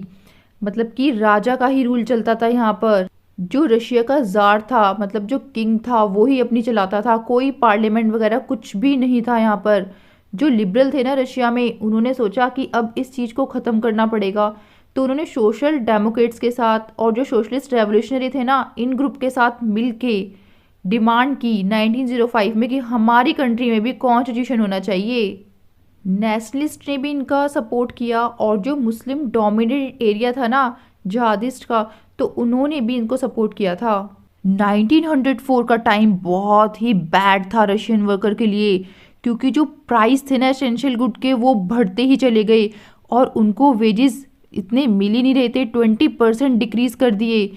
तो देखो अब पैसे तो मिल नहीं रहे हैं उनको, काम करने के मनी तो मिल नहीं रहा है, ऊपर से जो खाने पीने का सामान है उसके भी रेट्स हाई हो रहे हैं, तो बेचारे परेशान ही होंगे ना। वर्कर्स की जो मेंबरशिप थी एसोसिएशन में, वो बढ़ती चली गई, क्योंकि वो जो ग्रुप था वो बढ़ता ही चले गया, क्योंकि सभी को प्रॉब्लम होती, सबने सोचा भैया ग्रुप को ही ज्वाइन कर लो और स्ट्राइक करो और तब तो हमारी डिमांड पूरी होगी। अब क्या हुआ कि जो पुटिलोव आयरन वर्क्स था ना, वहाँ पे 4 मेंबर को निकाला गया कि चलो हम तुम्हें काम से निकाल रहे हैं। तो ये देखकर सभी को बहुत ज़्यादा गुस्सा आ गया। तो नेक्स्ट फ्यू डेज में, मतलब कुछ ही दिनों में 1,10,000 वर्कर्स सेंट पीटर्सबर्ग में स्ट्राइक करने लगे और डिमांड करने लग गए कि जो वर्किंग डे है ना, जैसे कि 8 आवर्स करो काम करने का, ऐसा नहीं है कि तुम घंटों घंटों काम कराया जा रहे हो, रातों दिन लगा रहे हो पागलों की तरह हमें, और हमारे वेजेस भी इंक्रीज करो, हमारी वर्किंग कंडीशन इंप्रूव होनी चाहिए। क्या समझ रखा है तुम लोगों ने हमें। ये जो भी प्रोसेशन हो रहा था, आंदोलन हो रहा था, इसको लेड कर रहे थे फादर कैपॉन। तो ये वहाँ पर पहुँचे जहाँ पर राजा रह रहा था। तो जब ये सारे लोग जितने भी थे, जैसे जो 1,10,000 वर्कर्स थे, ये सब जब राजा के यहाँ पे पहुँचे, तो वहाँ पे राजा ने कहा पुलिस को कि जाओ अटैक कर दो इन सब पे, और उसमें 100 वर्कर्स मर गए और 300 वर्कर्स को तो चोट आ गई थी। इस वजह से इस इंसिडेंट को बोला जाता है ब्लडी संडे। इस इंसिडेंट के बाद सभी वर्कर को और ज़्यादा गुस्सा आया और 1905 में हो गया रेवोल्यूशन। पूरी कंट्री में स्ट्राइक स्टार्ट हो गई और यूनिवर्सिटी से स्टूडेंट्स भी बाहर निकलने लगे, कंप्लेन करने लगे कि हमें सिविल लिबर्टी चाहिए, हमें फ्रीडम दो। Lawyers, doctor, engineers, middle class workers, सब लोग एक यूनियन इस्टेब्लिश करने लगे, ग्रुप स्टार्ट करने लगे और डिमांड करने लगे कि हमें कॉन्स्टिट्यूएंट असेंबली चाहिए अपनी कंट्री में। 1905 के रेवोल्यूशन के टाइम पर जार ने बोला कि चलो ठीक है, तुम लोग पार्लियामेंट चाहते हो ना बनाना, पार्लियामेंट बना लो। तो वहाँ के पार्लियामेंट को बोला जाता था ड्यूमा। और जार ने कहा कि जो ट्रेड यूनियन बन रही है और जो तुम पूरा ग्रुप बना रहे हो, एसोसिएशन बना रहे हो, फैक्ट्री कमेटी बना रहे हो, ये तो इलीगल है, ये तो अनऑफिशियल है, इसे नहीं होना चाहिए, इसे हटाओ। तो बहुत सारी रिस्ट्रिक्शंस उसने लगा दी पॉलिटिकल एक्टिविटीज़ पे भी। तो जार ने कहा कि जो फर्स्ट डूमा बनाया, मतलब जो पार्लियामेंट बनाया था, उसे उसने डिसमिस कर दिया, लेकिन दोबारा से 75 डेज में दोबारा से उसने ड्यूमा को री इलेक्ट कर दिया। फर्स्ट ड्यूमा जब हटा दिया गया था, उसके 3 मंथ बाद ही सेकेंड ड्यूमा आ गया था। तो यहाँ पर है ना, देखो इस राजा ने कोई भी अपनी पावर का रिडक्शन नहीं दिखाया कि इसमें राजा की पावर कम हो गया, कुछ हो गया, पावर उतनी ही थी राजा की। और इसने देखो इतना तेज था ना ये, इसने कहा कि जो थर्ड ड्यूमा होगा ना, उसमें कंजर्वेटिव पॉलिटिशियंस को ही राइट होगा वोटिंग का, क्योंकि कंजर्वेटिव तो कभी चाहते ही नहीं थे कि कुछ चेंजेस हो। चेंजेस कौन चाहते थे? जो लिबरल थे और जो रेवोल्यूशनरी थे, वो चाहते थे चेंजेस। तो इसने ये सोचा कि कंजर्वेटिव से ही बोला जाए कि वही, उन्हें ही वोटिंग का राइट मिलेगा, क्योंकि वही आएंगे पार्लियामेंट में, तो मेरी ही चलेगी, राजा की ही चलेगी। सबसे important topic, the first world war and the Russian empire. 1914 में हुआ था फर्स्ट वर्ल्ड वॉर। इसमें 2 ग्रुप थे यूरोप के। फर्स्ट ग्रुप में था जर्मनी, ऑस्ट्रिया एंड टर्की, जिसे सेंट्रल पावर बोला जाता था यूरोप का। और सेकंड ग्रुप जिससे लड़ाई हो रही थी फर्स्ट ग्रुप की, उसमें थे फ्रांस, ब्रिटेन और रशिया। रशिया के साथ साथ, मतलब ये जो सेकंड ग्रुप था फ्रांस, ब्रिटेन और रशिया का, इनके साथ इटली और रोमानिया भी आ गए थे सपोर्ट करने के लिए। इस वॉर को वर्ल्ड वॉर इसलिए बोला गया था क्योंकि ये कनेक्टेड था एक दूसरी कंट्री से, जैसे कि फ्रांस और ये ब्रिटेन, जर्मनी, इन्होंने कहीं ना अपना किसी और कंट्री में कब्जा कर रखा था। तो वहाँ के लोगों को भी ये लोग बोलते थे कि तुम लोग इन्वॉल्व हो, तुम लोग भी हमें हमारी हेल्प करोगे। तो इस तरीके से तो ये पूरे वर्ल्ड में ही हो रहा था वॉर। रशिया में स्टार्टिंग में तो ये जो वॉर था ये पॉपुलर हुआ क्योंकि सभी लोग ज़ार निकोलस II को देख के सपोर्ट कर रहे थे। लेकिन देखो ज़ार ने क्या करा कि जो ड्यूमा में लोगों ने पार्टिसिपेट लिया था ना, उनकी सुन ही नहीं रहा था वो जो पार्लियामेंट बनाया था। तो फिर उन लोगों ने बोला कि यार फिर पार्लियामेंट बनाने का फ़ायदा ही क्या है, जब ज़ार मतलब किंग हमसे कुछ सजेशन ही नहीं ले रहा है, हमारी सुन ही नहीं रहा है, तो क्या फ़ायदा इस ड्यूमा को बनाने का। एंटी जर्मन सेंटिमेंट्स मतलब कि जो जर्मनी के अगेंस्ट थे रशियन जितने भी लोग थे, तो ये देखा गया कि जो सेंट पीटरबर्ग है ये एक जर्मन वर्ड था, इसको चेंज करके पेट्रोग्रेड रखा गया। जरीना अलेक्जेंड्रा ये जर्मन में इनका बर्थ हुआ था और ये ज़ार की वाइफ थी। तो इनका जो अफेयर था वो रासपुतिन के साथ था। तो इस वजह से लोग और ज़्यादा नफरत करते थे कि देखो राजा की जो वाइफ है उसका किसी और के साथ अफेयर चल रहा है। The first world war on the eastern front differ from that of the western front. अब जो ईस्टर्न फ्रंट और जो वेस्टर्न फ्रंट था वो थोड़ा डिफरेंट था। पहले मैं आपको मैप में दिखाती हूँ ईस्टर्न फ्रंट वाली कौन सी कंट्रीज थी और वेस्टर्न फ्रंट वाली कौन सी कंट्री थी। इस मैप में आप देख सकते हैं कि ईस्ट साइड में रशिया है तो इस वजह से इसे बोला गया ईस्टर्न फ्रंट, और वेस्ट साइड में जर्मनी ऑस्ट्रिया ये सारी कंट्री है तो इसलिए बोला गया इसे वेस्टर्न फ्रंट। जो वेस्टर्न फ्रंट की आर्मी थी वो लड़ाई लड़ रही थी ईस्टर्न फ्रंट से ट्रेंचेस में, मतलब कि गड्ढे खोद खोद के वहाँ पे छुप के लड़ाई लड़ रही थी। लेकिन जो ईस्टर्न फ्रंट था, जो रशिया वाला एरिया था ना, जो रशिया की आर्मी थी, वो लोग तो बस स्ट्रेट मूव करके सामने ही सामने लड़ रहे थे। तो वो लोग ज़्यादा मारे गए थे। उन्होंने कुछ ऐसा करा ही नहीं था कि गड्ढे खोद के और चुपचाप चुपचाप उसमें घुस के गड्ढे में और हमला कर रहे हैं, ऐसा कुछ भी नहीं किया। तो इस वजह से ये लोग ज़्यादा मारे गए। रशिया में इतने ज़्यादा लोग मारे गए कि वो डीमोरलाइज हो गए कि अब हम नहीं लड़ सकते इस तरीके से। तो जो रशिया की आर्मी थी ना वो हार चुकी थी बहुत बुरी तरीके से जर्मन और ऑस्ट्रिया से 1914 से लेकर 1916 के बीच में। 7 मिलियन पीपल कैजुअल्टीज मतलब कि घायल हो गए 1917 में। इस वजह से जो रशियन आर्मी थी ना उन्हें बहुत गुस्सा आया, उन्हें लगा कि यार अब तो हम हार गए। तो उन्होंने क्या करा कि जितनी भी क्रॉप्स थी, बिल्डिंग्स थी ना रशिया में, वो सब पूरा तोड़ते हुए डिस्ट्रॉय करते हुए आ रहे थे, जिससे कि जो आर्मी है ना जर्मन की, जो वेस्टर्न फ्रंट के आर्मी है, वो उन पे हमला ना कर पाए, वो लैंड पे ना आ पाए, क्योंकि लैंड पे आएंगे तो कब्जा कर लेंगे लैंड को। तो इस वजह से उन्होंने सारी क्रॉप को ही डिस्ट्रॉय कर दिया। अब इतना बड़ा डिस्ट्रक्शन होने की वजह से क्रॉप और बिल्डिंग का 3 मिलियन जो रशिया के पीपल थे वो रिफ्यूजी की तरह रहने लगे। इस वॉर की वजह से इंडस्ट्री पे भी काफ़ी ज़्यादा इम्पैक्ट पड़ा। रशिया में वैसे ही इतनी कम इंडस्ट्री थी, तो जो सामान आता था वो बाल्टिक सी के थ्रू आता था। तो जो बाल्टिक सी था वो जर्मन के कंट्रोल में था, जर्मनी के कंट्रोल में था। तो अब वहाँ से भी सामान आना बंद हो गया, जर्मनी ने अलाउ ही नहीं किया। तो इस वजह से ना बहुत ज़्यादा प्रॉब्लम आने लगी रशिया में इंडस्ट्री को लेके। 1960 में रेलवे लाइन भी ब्रेक होने लगी, टूटने लगी, और जो लोग ठीक ठाक थे ना उनको बोला जाता था कि तुम जाओ और वॉर में लड़ो। सारे मैन तो वॉर में चले गए थे, तो इस वजह से लेबर की शॉर्टेज होने लगी। स्मॉल वर्कशॉप पे भी बहुत कम लोग होने लगे कि अब भैया काम कौन करे, सब तो वॉर में चले गए हैं। तो इस वजह से काफ़ी चीज़ें बंद करनी पड़ गई। ज़्यादातर ग्रेन जो अनाज था वो आर्मी को प्रोवाइड करवाया जाता था। तो इस वजह से जो बाकी के पीपल थे उनको खाने को मिलता ही नहीं था, ब्रेड की शॉर्टेज हो रही थी सिटी में। 1916 के विंटर में बहुत ज़्यादा रायोट मतलब दंगे होने लग गए थे ब्रेड शॉप पे, इतनी ज़्यादा शॉर्टेज हो गई थी। The February revolution in Petrograd. बात है 1917 की, जब पेट्रोग्रेड में बहुत ज़्यादा ठंड पड़ रही थी विंटर में, और वहाँ के लोगों की बहुत ही ज़्यादा हालत भी ख़राब थी। ग्रेम का मतलब होता है बहुत ज़्यादा हालत ख़राब होना। सिटी में पीपल को डिवाइड किया हुआ था। एक रिवर थी नेवा, उसके राइट साइड में सारे वर्कर्स के क्वार्टर्स थे और फैक्ट्रीज थी, और लेफ्ट साइड में फैशनेबल एरिया जैसे कि विंटर पैलेस जो राजा का महल हुआ करता था, और ऑफिशियल बिल्डिंग्स और ड्यूमा मतलब जो भी शाही चीज़ थी वो सारी लेफ्ट साइड थी रिवर के।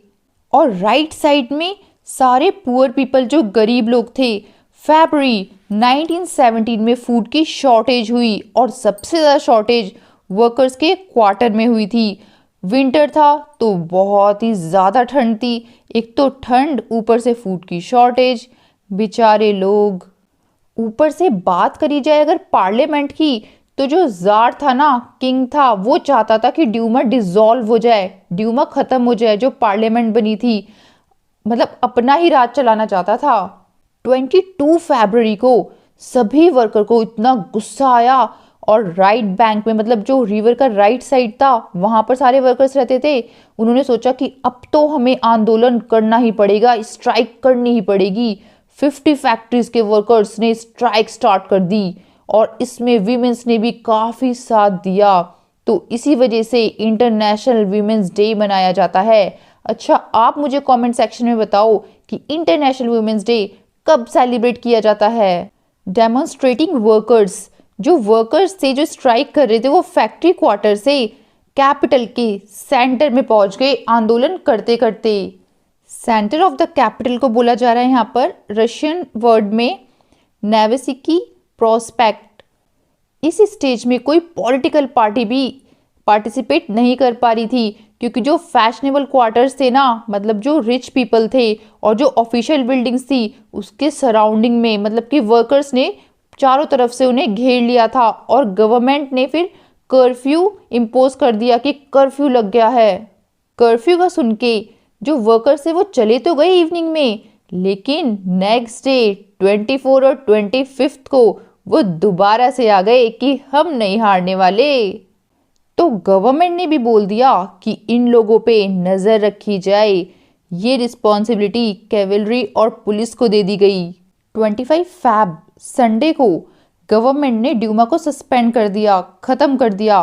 तो अब जो ड्यूमा में पॉलिटिशियन थे उन्हें आया गुस्सा, क्योंकि जब ड्यूमा ही नहीं रहेगी तो उन पॉलिटिशियन का क्या काम, तो उन्हें भी गुस्सा आ गया। फिर जो डेमोन्स्ट्रेटर थे, मतलब जो वर्कर्स थे ना, वो दोबारा रिटर्न हुए। उन्होंने दोबारा लेफ्ट बैंक पे, जो रिवर का लेफ्ट साइड था ना, जहाँ पे राजा महाराजा रहते थे, जहाँ पे ड्यूमा था, वहाँ पे दोबारा से 26 को फिर से आंदोलन शुरू कर दिया। अब 27 को पुलिस हेडक्वार्टर पे उन्होंने अटैक कर दिया। जिन भी लोगों को प्रॉब्लम हो रही थी वो लोग सभी स्ट्रीट पर आ गए, सड़क पर उतर आए और स्लोगन के साथ, और कहने लगे कि जो ब्रेड है, वेजिस हैं, और हमें बेटर आवर्स दो, डेमोक्रेसी होनी चाहिए हमारी कंट्री में, ये सब चीज़ें ठीक करो। हाँ, ना तो हमें ब्रेड खाने को मिलता है, ना तुम हमें वेजिस देते हो, ना हमारे टाइम जो है वो इतने ज़्यादा बढ़ा रखे हैं, रातों दिन हम लगे हुए हैं पागलों की तरह। ये कोई बात थोड़ी ना होती है। तो फिर गवर्नमेंट ने सोचा कि कैसे कंट्रोल की जाए ये सिचुएशन। तो गवर्नमेंट ने दोबारा से कैवलरी बुला ली, मतलब सेना बुला ली, जिससे कि वो लोगों को कंट्रोल कर सके। लेकिन कैवलरी ने इस बार मना कर दिया कि हम लोग अब इन पे अटैक नहीं करेंगे, वर्कर्स पे अटैक नहीं करेंगे। और अपने ऑफिसर को भी मना कर दिया कि हम ऐसा नहीं करेंगे, उन लोगों के साथ भी तो गलत हो रहा है, ये कोई बात होती है, उन लोगों पे तुम अटैक करवा रहे हो जबकि उन लोगों की कोई गलती भी नहीं है। और कैवलरी ने, जो सोल्जर्स थे, उन्होंने उसी शाम को जो स्ट्राइकिंग वाले वर्कर्स थे, जो स्ट्राइक कर रहे थे, उनके साथ एक होकर कहा कि हम भी तुम्हारे साथ हैं, हम तुम्हारा साथ देंगे, और एक सोवियत, मतलब कि काउंसिल बना ली, वो भी सेम बिल्डिंग में जहाँ पे ड्यूमा थी। इसे बोला जाता था Petrograd Soviet. The very next day, मतलब कि नेक्स्ट डे ही जो मिलिट्री कमांडर्स थे उन्होंने जार को बोला कि ऐसा है, अब तुम्हारी कोई चलने नहीं वाली, ऐसा करो तुम अब ये सब कुछ छोड़ दो। तो फिर जार ने इनकी जो एडवाइस थी वो फॉलो की और कहा ठीक है, और 2 मार्च को अपने जो राज्य था वो त्याग दिया। अब जो राज्य था, जो राजा इतना कंट्रोल कर रहा था पूरी कंट्री पर, वो अब सारी पावर आ गई सोवियत लीडर्स और जो ड्यूमा लीडर्स थे उनके हाथ में। अब ये लोग चलाएंगे कंट्री को। सोवियत लीडर्स और जो ड्यूमा लीडर्स थे उन्होंने गवर्नमेंट फॉर्म कर ली। अब जो गवर्नमेंट फॉर्म हुई थी वो यूनिवर्सल एडल्ट सफरेज के अकॉर्डिंग हुई थी, मतलब कि वोटिंग सिस्टम हुआ था, तब जाके कॉन्स्टिट्यूंट असेंबली बनी थी। तो रशिया का फ्यूचर अब कॉन्स्टिट्यूंट असेंबली के ऊपर था। पेट्रोग्रेड में जो फरवरी रेवोल्यूशन हुआ, इसकी वजह से मोनार्की सिस्टम बिल्कुल हट चुका था 1917 फरवरी में। Women in the February revolution, अभी जो फरवरी रेवोल्यूशन हुआ था इसमें विमेन ने भी काफ़ी ज़्यादा पार्टिसिपेट किया था, लोगों को काफ़ी सपोर्ट किया था, कहा था कि हम लोग भी काम नहीं करेंगे जब तक ये लोग हमारी नहीं सुनेंगे। तो इस टाइप से विमेंस का भी काफ़ी ज़्यादा रोल रहा था रेवोल्यूशन में। आफ्टर फरवरी के बाद जो गवर्नमेंट बनी थी उसमें आर्मी ऑफिशियल्स थे, लैंड ओनर्स थे, इंडस्ट्रियलिस्ट थे, लिबरल्स, सोशलिस्ट, इन सभी ने मिलकर गवर्नमेंट बनाई थी। और अब कोई भी रिस्ट्रिक्शन नहीं थी, पब्लिक मीटिंग पे कोई भी एसोसिएशन फॉर्म कर सकता है आराम से, कोई प्रॉब्लम नहीं थी। और जो सोवियत से ना, जो पेट्रोग्रेड सोवियत थे, उन्होंने भी अपने अपने ग्रुप बनाना शुरू कर दिए थे और हर जगह सेटअप कर लिया था अपना। इनका कोई कॉमन सिस्टम नहीं था इलेक्शन का, ये अपने अकॉर्डिंग चलते थे। 1917 अप्रैल में जो बोल्शेविक के लीडर थे व्लादिमीर लेनिन, इनको रशिया से निकाल दिया गया था, तो ये वापस आ गए थे अप्रैल 1917 में। इन्होंने और जो बोल्शेविक थे, मतलब बाकी और जो बोल्शेविक थे, उन्होंने अपोज किया वॉर का, कि जो वर्ल्ड वॉर है ना, जो 1914 में हुआ था फर्स्ट वर्ल्ड वॉर, उसमें हम लोगों को पार्टिसिपेट नहीं करना चाहिए था। और इन्होंने कहा कि जो पावर है हमारी कंट्री की, वो सोवियत के हाथ में आनी चाहिए, क्योंकि उन्होंने रेवोल्यूशन भी किया था, फरवरी रेवोल्यूशन किया था। 3 डिमांड्स भी करी इन्होंने, जिसे बोला जाता है अप्रैल थीसिस। तो इसमें फर्स्ट डिमांड थी कि जो वॉर है उसे ख़त्म करा जाए, और जो लैंड है वो पीजेंट को दिया जाए, और जो बैंक है वो नेशनलाइज्ड होनी चाहिए। इन्होंने अपनी पार्टी बोल्शेविक पार्टी का नाम चेंज करके कम्युनिस्ट पार्टी रख दिया। जब अप्रैल थीसिस के बारे में बोल्शेविक पार्टी के और पीपल को पता चला, तो वो स्टार्टिंग में तो सरप्राइज ही हो गए। जो लोग बोल्शेविक पार्टी में सरप्राइज हो रहे थे, उन्होंने कहा कि ना, ये चेंजेस इतनी जल्दी नहीं करने चाहिए, हमें सोशलिस्ट रेवोल्यूशन और प्रोविंशियल गवर्नमेंट को सपोर्ट करना चाहिए पहले, उसके बाद चेंजेस लेकर आने चाहिए। लेकिन बाद में इनका जो आइडिया था, एटीट्यूड था, चेंज हो गया। अब विंटर से होते होते समर आ गई थी, लेकिन वर्कर्स का मूवमेंट तो अभी भी फैल ही रहा था। इंडस्ट्रियल एरिया में जो फैक्ट्री कमेटीज थी वो बनने लग गई, और वो क्वेश्चन करने लग गई कि जो फैक्ट्री है, इंडस्ट्री है, वो कैसे रन कर रही है, क्या कर रहे हैं, क्या वर्कर्स के लिए कुछ इम्प्रूवमेंट आई है या नहीं आई है। जो ट्रेडर्स थे ना, उन्होंने भी अपनी यूनियन बनाना स्टार्ट कर दिए, मतलब ग्रुप बनाना शुरू कर दिए।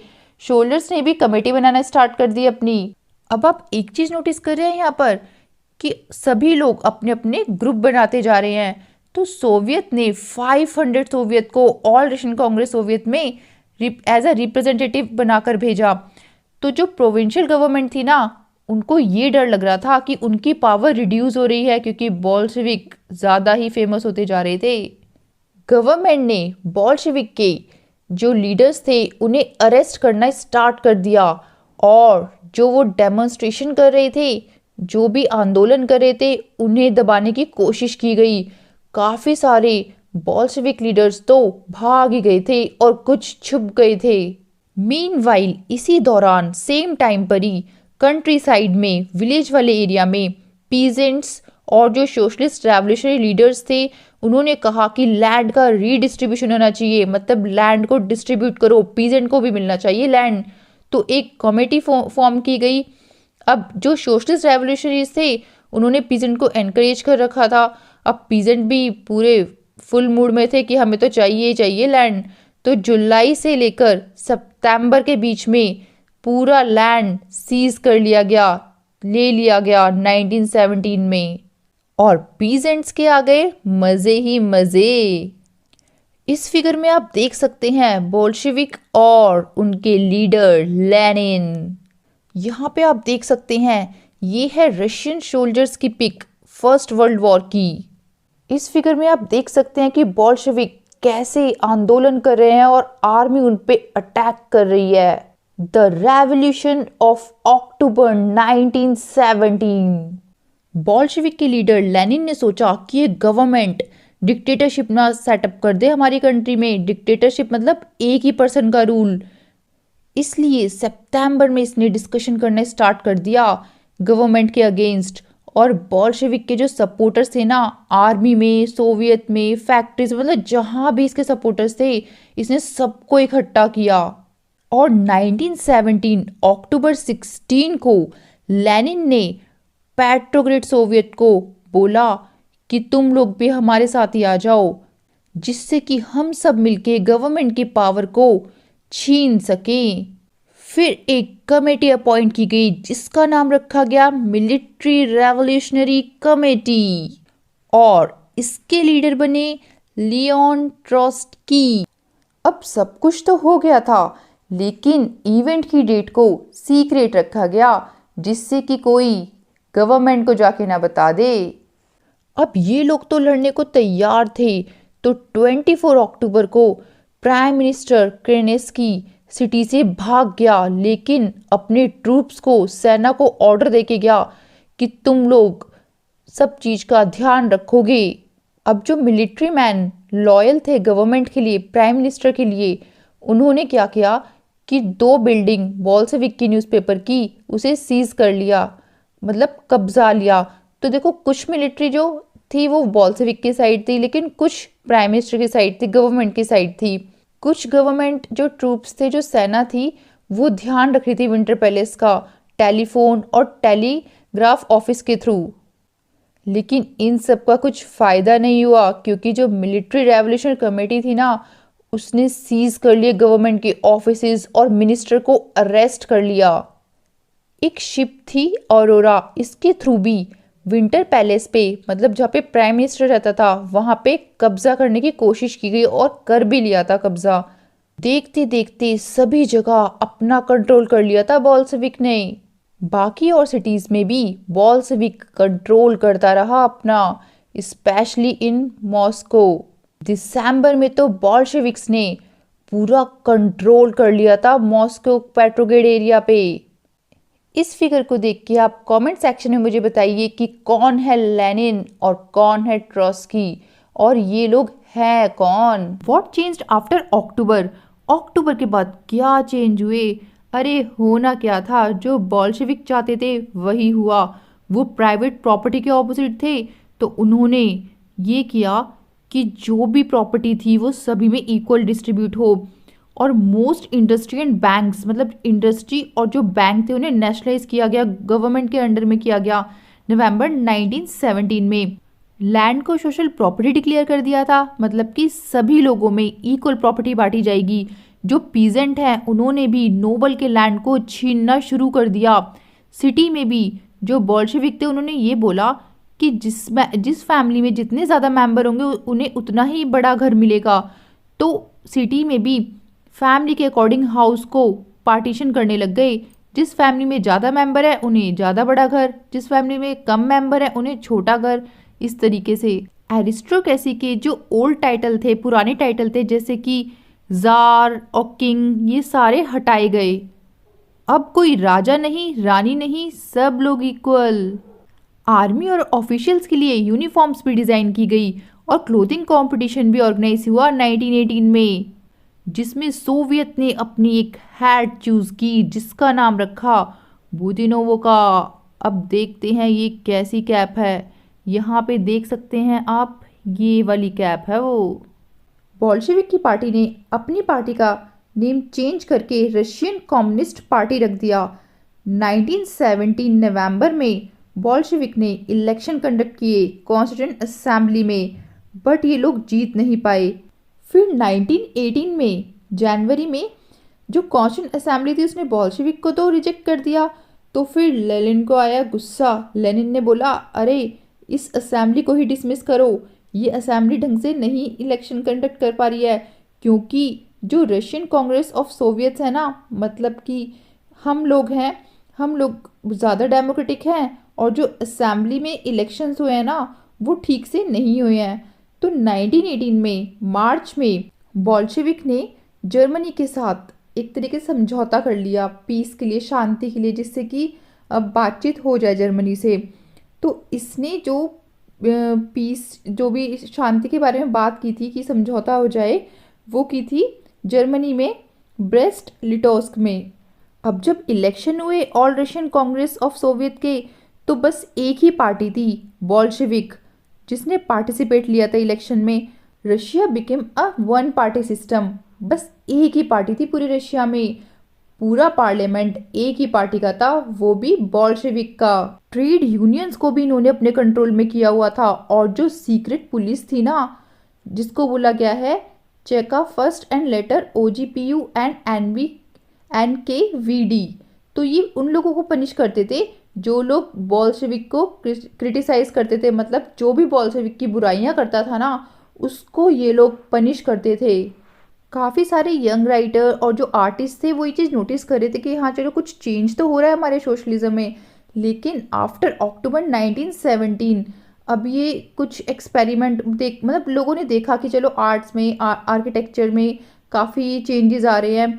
लेकिन ये चीज़ गलत है ना कि जो सेंसरशिप है वो पार्टी को एनकरेज कर रही है, मतलब कि एक ही पार्टी सिस्टम हो रहा है यहाँ पे, कोई कंपटीशन ही नहीं है। एटलीस्ट अगर 2 पार्टी होती तो कंपटीशन तो होता। जैसे कि इंडिया में है कितनी सारी पार्टीज हैं वो आपस में लड़ती हैं, फिर एक पार्टी विन करती है, तब इसमें कंपटीशन तो रहता है। लेकिन यहाँ पे तो कोई कंपटीशन ही नहीं था रशिया में। इस बॉक्स पे बस ये बताया गया है कि अक्टूबर रेवोल्यूशन के बाद रशिया में जो कंट्री साइड था, मतलब जो विलेज वाला एरिया था, वहाँ पर पीजेंट का क्या रिएक्शन था। और वैसी बात है वो लोग तो बहुत ही खुश होंगे क्योंकि उन्हें लैंड मिल गया।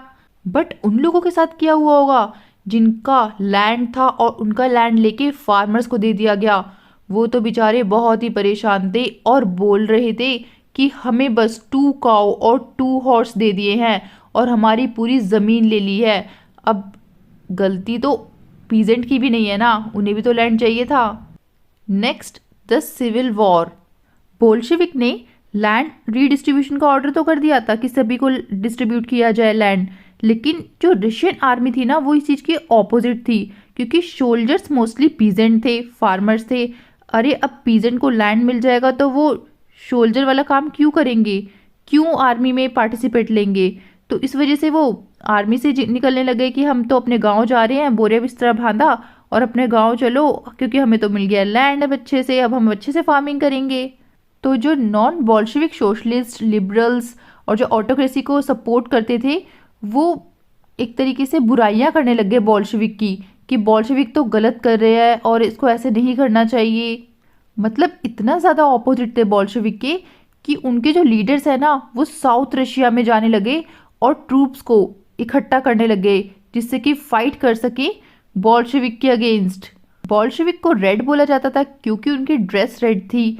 ड्यूरिंग 1918 और 1919 में जो सोशलिस्ट रेवोल्यूशनरीज थे जिनकी ड्रेस थी ग्रीन और जो प्रो ज़ारिस्ट थे जिनकी ड्रेस थी वाइट, उन्होंने रशियन एम्पायर पे कंट्रोल कर लिया क्योंकि इनकी बैक स्ट्रॉन्ग थी। मतलब इनको सपोर्ट करने वाली काफ़ी सारी कंट्री थी जैसे कि फ्रांस, अमेरिका, जापानीज, मतलब जापान के जो ट्रूप्स थे उन सब ने ही इनको सपोर्ट किया था। जब ये लड़ाइयाँ हो रही थी कंट्री में, मतलब कि जो सिविल वॉर हो रहा था, सिविल वॉर मतलब होता है कि एक कंट्री में ही, कंट्री के अंदर ही लोग लड़ रहे हैं, जैसे कि बोल्शेविक और उसके ऑपोजिट में जो बाकी सोशलिस्ट और ये प्रोजारिस्ट थे, तो ये लोग लड़ रहे थे। तो एक ही कंट्री की बात है ना, रशिया की बात है। तो एक कंट्री में जब ऐसे लोग लड़ते हैं ना आपस में, उसे बोला जाता है सिविल वॉर। तो इस टाइम पे रशिया में भूखमरी छा गई, लूटमार होने लग गई, लोग बहुत परेशान होने लग गए थे क्योंकि लड़ाइयाँ चल रही थी कंट्री में।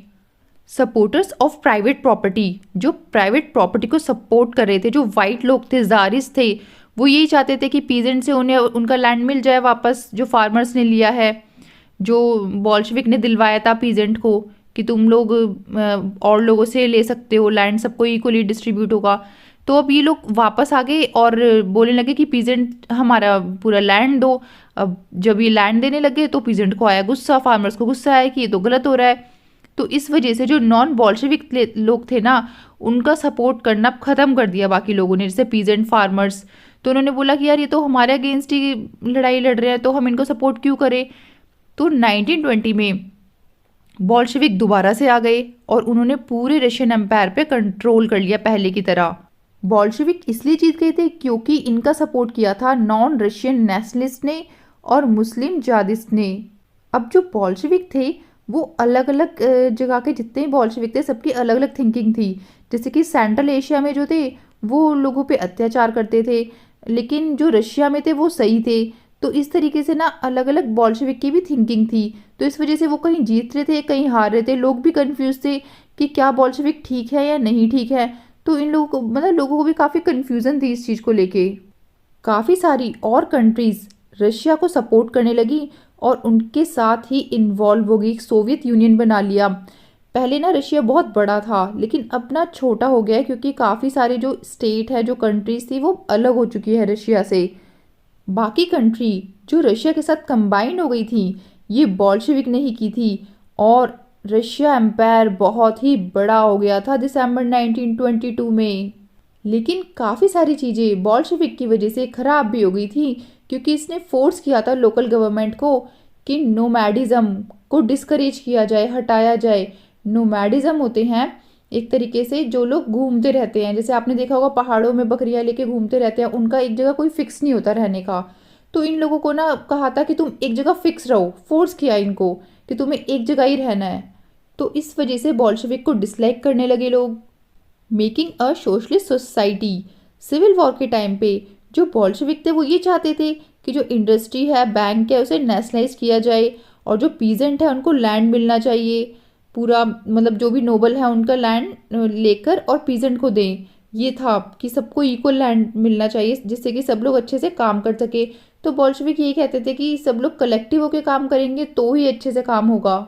इन्होंने सेंट्रलाइज प्लानिंग भी इंट्रोड्यूस कर दिया। सेंट्रलाइज प्लानिंग होता है जैसे हमारी कंट्री में सेंट्रल गवर्नमेंट कोई भी ऑर्डर करती है सबको फॉलो करना पड़ता है, तो ऐसे ही यहाँ पर एक सेंट्रल गवर्नमेंट होनी चाहिए जिसको सब लोग फॉलो करें और एवरी 5 ईयर का एक टारगेट होना चाहिए कि हमें 5 ईयर में क्या करना है।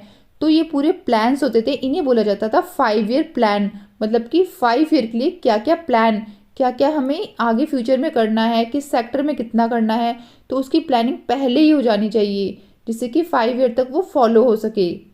सबसे पहला जो 5 ईयर प्लान बना था और जो दूसरा 5 ईयर प्लान बना था, दोनों में ही इंडस्ट्रियल ग्रोथ के बारे में बात की गई थी। फर्स्ट 5 ईयर प्लान 1927 से लेकर 1932 तक का था और जो सेकंड 5 ईयर प्लान बना था वो 1933 से लेकर 1938 तक का था। अभी जो सेंट्रलाइज्ड प्लानिंग हुई थी इसकी वजह से इकोनॉमिक ग्रोथ भी अच्छी होने लग गई, इंडस्ट्री में प्रोडक्शन भी इंक्रीज होने लग गया। 1929 से लेकर 1933 तक 100% इंक्रीमेंट होने लग गया ऑयल, कोल और स्टील की कंपनी में। Production day by day increase होता जा रहा था, इस वजह से न्यू फैक्ट्रीज भी डेवलप होने लगी सिटीज़ में। अब न्यू फैक्ट्रीज बनेंगी सिटी में तो काम भी होगा। अब कंस्ट्रक्शन के काम इतना ज़्यादा हो गया कि पुअर वर्किंग कंडीशन होने लग गई, मतलब काम ज़्यादा कराने लग गए लोगों से। तो वही लोगों की बहुत ज़्यादा पुअर कंडीशन की वजह से लोग परेशान होने लग गए। रशिया में एक सिटी थी मैग्निटोगॉर्स्क, यहाँ पे स्टील प्लांट का जो काम हुआ था वो 3 ईयर में कंप्लीट हुआ क्योंकि यहाँ पे वर्कर्स की जो लाइफ थी बहुत ही ख़राब थी। एक साल में 550 टाइम तो स्टॉप किया गया था काम को, इतनी ज़्यादा बैड कंडीशन हो जाती थी वर्कर्स की। In living quarters in the winter time, मतलब वहाँ पे ठंड इतनी ज़्यादा होती थी, -40 डिग्री टेम्परेचर होता था। सोचो -40 तो कितनी ज़्यादा ठंड होगी। और अगर उनको टॉयलेट के लिए जाना होता था तो वो 4th फ्लोर से उसके बाद स्ट्रीट को क्रॉस करना होता था तब जाके वो टॉयलेट करके आते थे। इतनी ठंड में कितनी ज़्यादा प्रॉब्लम होती थी बेचारों को। N extended schooling system developed, schooling system भी स्टार्ट हो गया यहाँ पर। जो फैक्ट्री के वर्कर्स थे, पीजेंट थे, वो लोग काम करने के बाद यूनिवर्सिटीज़ जाते थे पढ़ने के लिए। जो वीमेन वर्कर्स थी उनके बच्चों के लिए फैक्ट्री में ही क्रैचेस इस्टेब्लिश किए गए जिससे कि वो काम अच्छे से कर पाए और बच्चों की देखभाल भी क्रैचेस में अच्छे से हो पाए। और पब्लिक हेल्थ केयर भी प्रोवाइड की गई। क्वार्टर्स की भी हालत थोड़ी सुधारी गई जिससे कि वर्कर अच्छे से रह सके अपने घर में। बट ये चीज़ ना इतनी ज़्यादा अच्छे से इम्प्रूव नहीं हो पाई क्योंकि गवर्नमेंट के पास लिमिटेड ही रिसोर्सेज था। तो यहाँ पे आप देख सकते हैं कि बच्चे कैसे स्टडी कर रहे हैं यहाँ पर और यहाँ पर ये काम कर रहे हैं। और यहाँ पर देखो ऐसे खाना खाते थे सब लोग इकट्ठे होके ना। ये देखो ये डाइनिंग हॉल है फैक्ट्री का। स्टैलिनिज्म एंड कलेक्टिवाइजेशन, अब रशिया में आया एग्रीकल्चर को लेकर एक डिजास्टर। 1927 से लेकर 1928 तक सोवियत रशिया में काफ़ी सारी प्रॉब्लम फेस करनी पड़ी ग्रेन को लेकर, अनाज को लेकर। गवर्नमेंट ने ग्रेन की प्राइस फिक्स की हुई थी कि पीजेंट को इतने पैसे में ही इस ग्रेन को सोल्ड करना है, लेकिन जो पीजेंट थे उन्होंने मना कर दिया गवर्नमेंट बायर को कि हम तुम्हें नहीं देंगे इस प्राइस में। लेनिन की डेथ के बाद स्टालिन आए।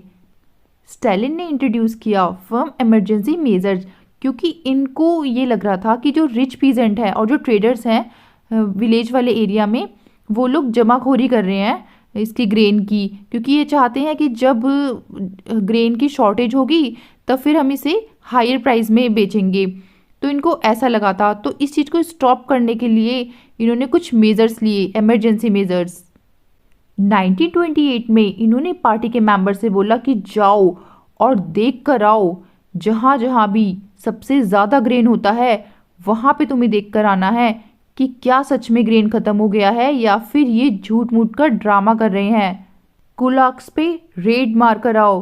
कुलाक्स बोला जाता था कि जैसे जो बहुत अच्छे मतलब रिच पीजेंट होते थे उनको बोला जाता था। ग्रेन की shortage day by day increase ही होती जा रही थी, तो इस वजह से ये डिसीजन लिया स्टालिन ने कि कलेक्टिवाइज फार्म होना चाहिए। ये देखा गया कि जो ग्रेन की शॉर्टेज हो रही है वो स्मॉल साइज़ की वजह से हो रही है लैंड के, क्योंकि 1917 के बाद जो पीजेंट थे वो बहुत सारे थे।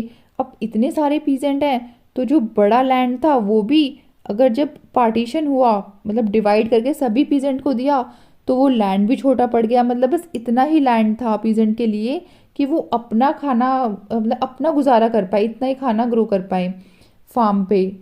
अब स्टालिन ने कलेक्टिवेशन प्रोग्राम स्टार्ट कर दिया 1929 से। उसने फोर्स किया सभी पीजेंट को कि सभी को एक ही लैंड पे काम करना होगा। अब किसी का कोई अलग अलग लैंड नहीं है, क्योंकि वो ये चाहता था कि पूरा एक लैंड होगा तो ये है कि प्रोडक्शन ज़्यादा होगा ग्रेन का। तो सभी पीजेंट से उनका लैंड छीन लिया गया और कहा कि तुम्हें एक ही लैंड पे काम करना होगा। इसी को बोला जाता है कलेक्टिव फार्म, जब सब लोग मिलके एक ही लैंड पे काम करते हैं। यहाँ पे कलेक्टिव फार्म को बोला गया है कोलकोस। कोलकोस का जो प्रॉफिट है वो पीजेंट गवर्नमेंट दोनों में शेयर होगा। इस चीज़ से ना पीजेंट बहुत ज़्यादा गुस्से में आ गए और वो लाइव स्टॉक को, जो भी उनके जानवर वगैरह थे ना, तो उनको वो डिस्ट्रॉय करने लगे, मारने लगे, मतलब अपना ही नुकसान करने लग गए। 1929 से लेकर 1931 तक तो इतनी ज़्यादा शॉर्टेज हो गई थी कैटल की, क्योंकि जो पीजेंट थे वो कैटल को ही मारे जा रहे थे कि 1/3 शॉर्टेज हो गई थी। ये लोग कलेक्टिवाइजेशन को सपोर्ट नहीं कर रहे थे, इस वजह से इन्हें पनिशमेंट भी देता था स्टालिन और काफ़ी सारे लोगों को जेल में भी बंद कर दिया था। Many were deported and exiled. Deported मतलब होता है किसी को अपनी कंट्री से निकाल देना, और एक्साइल मतलब होता है कि कोई पर्सन फोर्सफुली अपने हमारी कंट्री से चले गया और उसे डर है दोबारा कंट्री में आने का कि अगर मैं कंट्री में आऊँगा तो कहीं मेरे साथ मारपीट ना हो जाए या मुझे जेल में न डाल दें।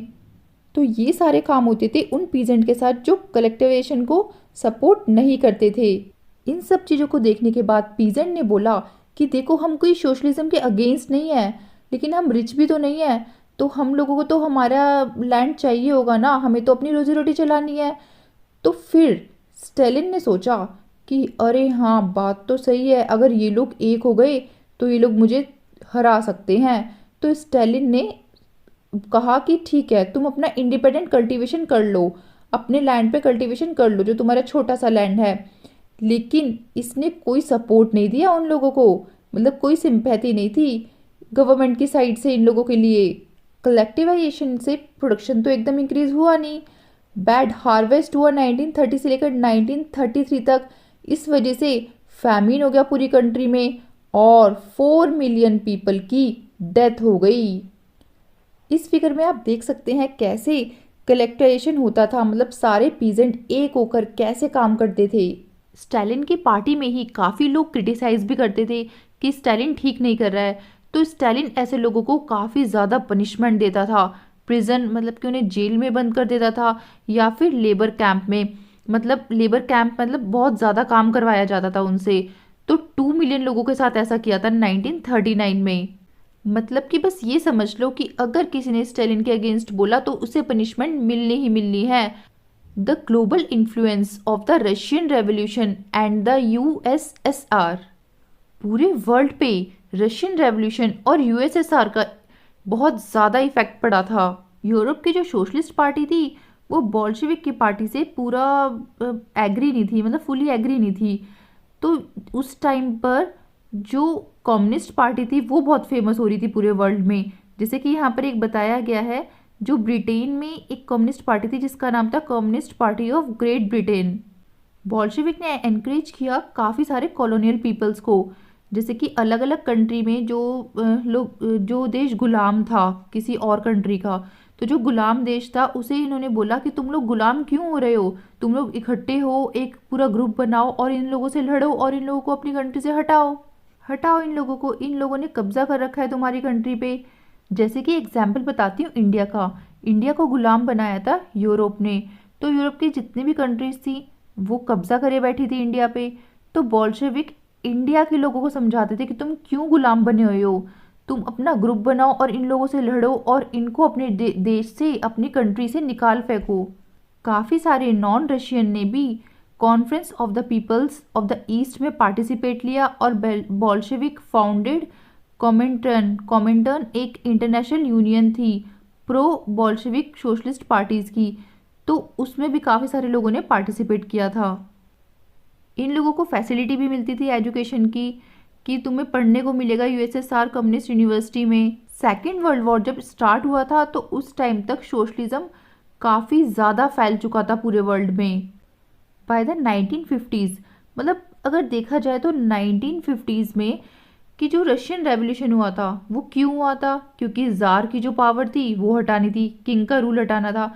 लेकिन यहाँ तो जो स्टालिन था वो खुद ही राजा बनने की कोशिश कर रहा था, तो कहीं ना कहीं चीज़ें ठीक नहीं चल रही थी। अभी भी लोगों के हाथ में पावर नहीं थी, बट कुछ चीज़ें अच्छी भी हुई, जैसे कि बैकवर्ड कंट्री थी रशिया, वो एक ग्रेट पावर में बन गई।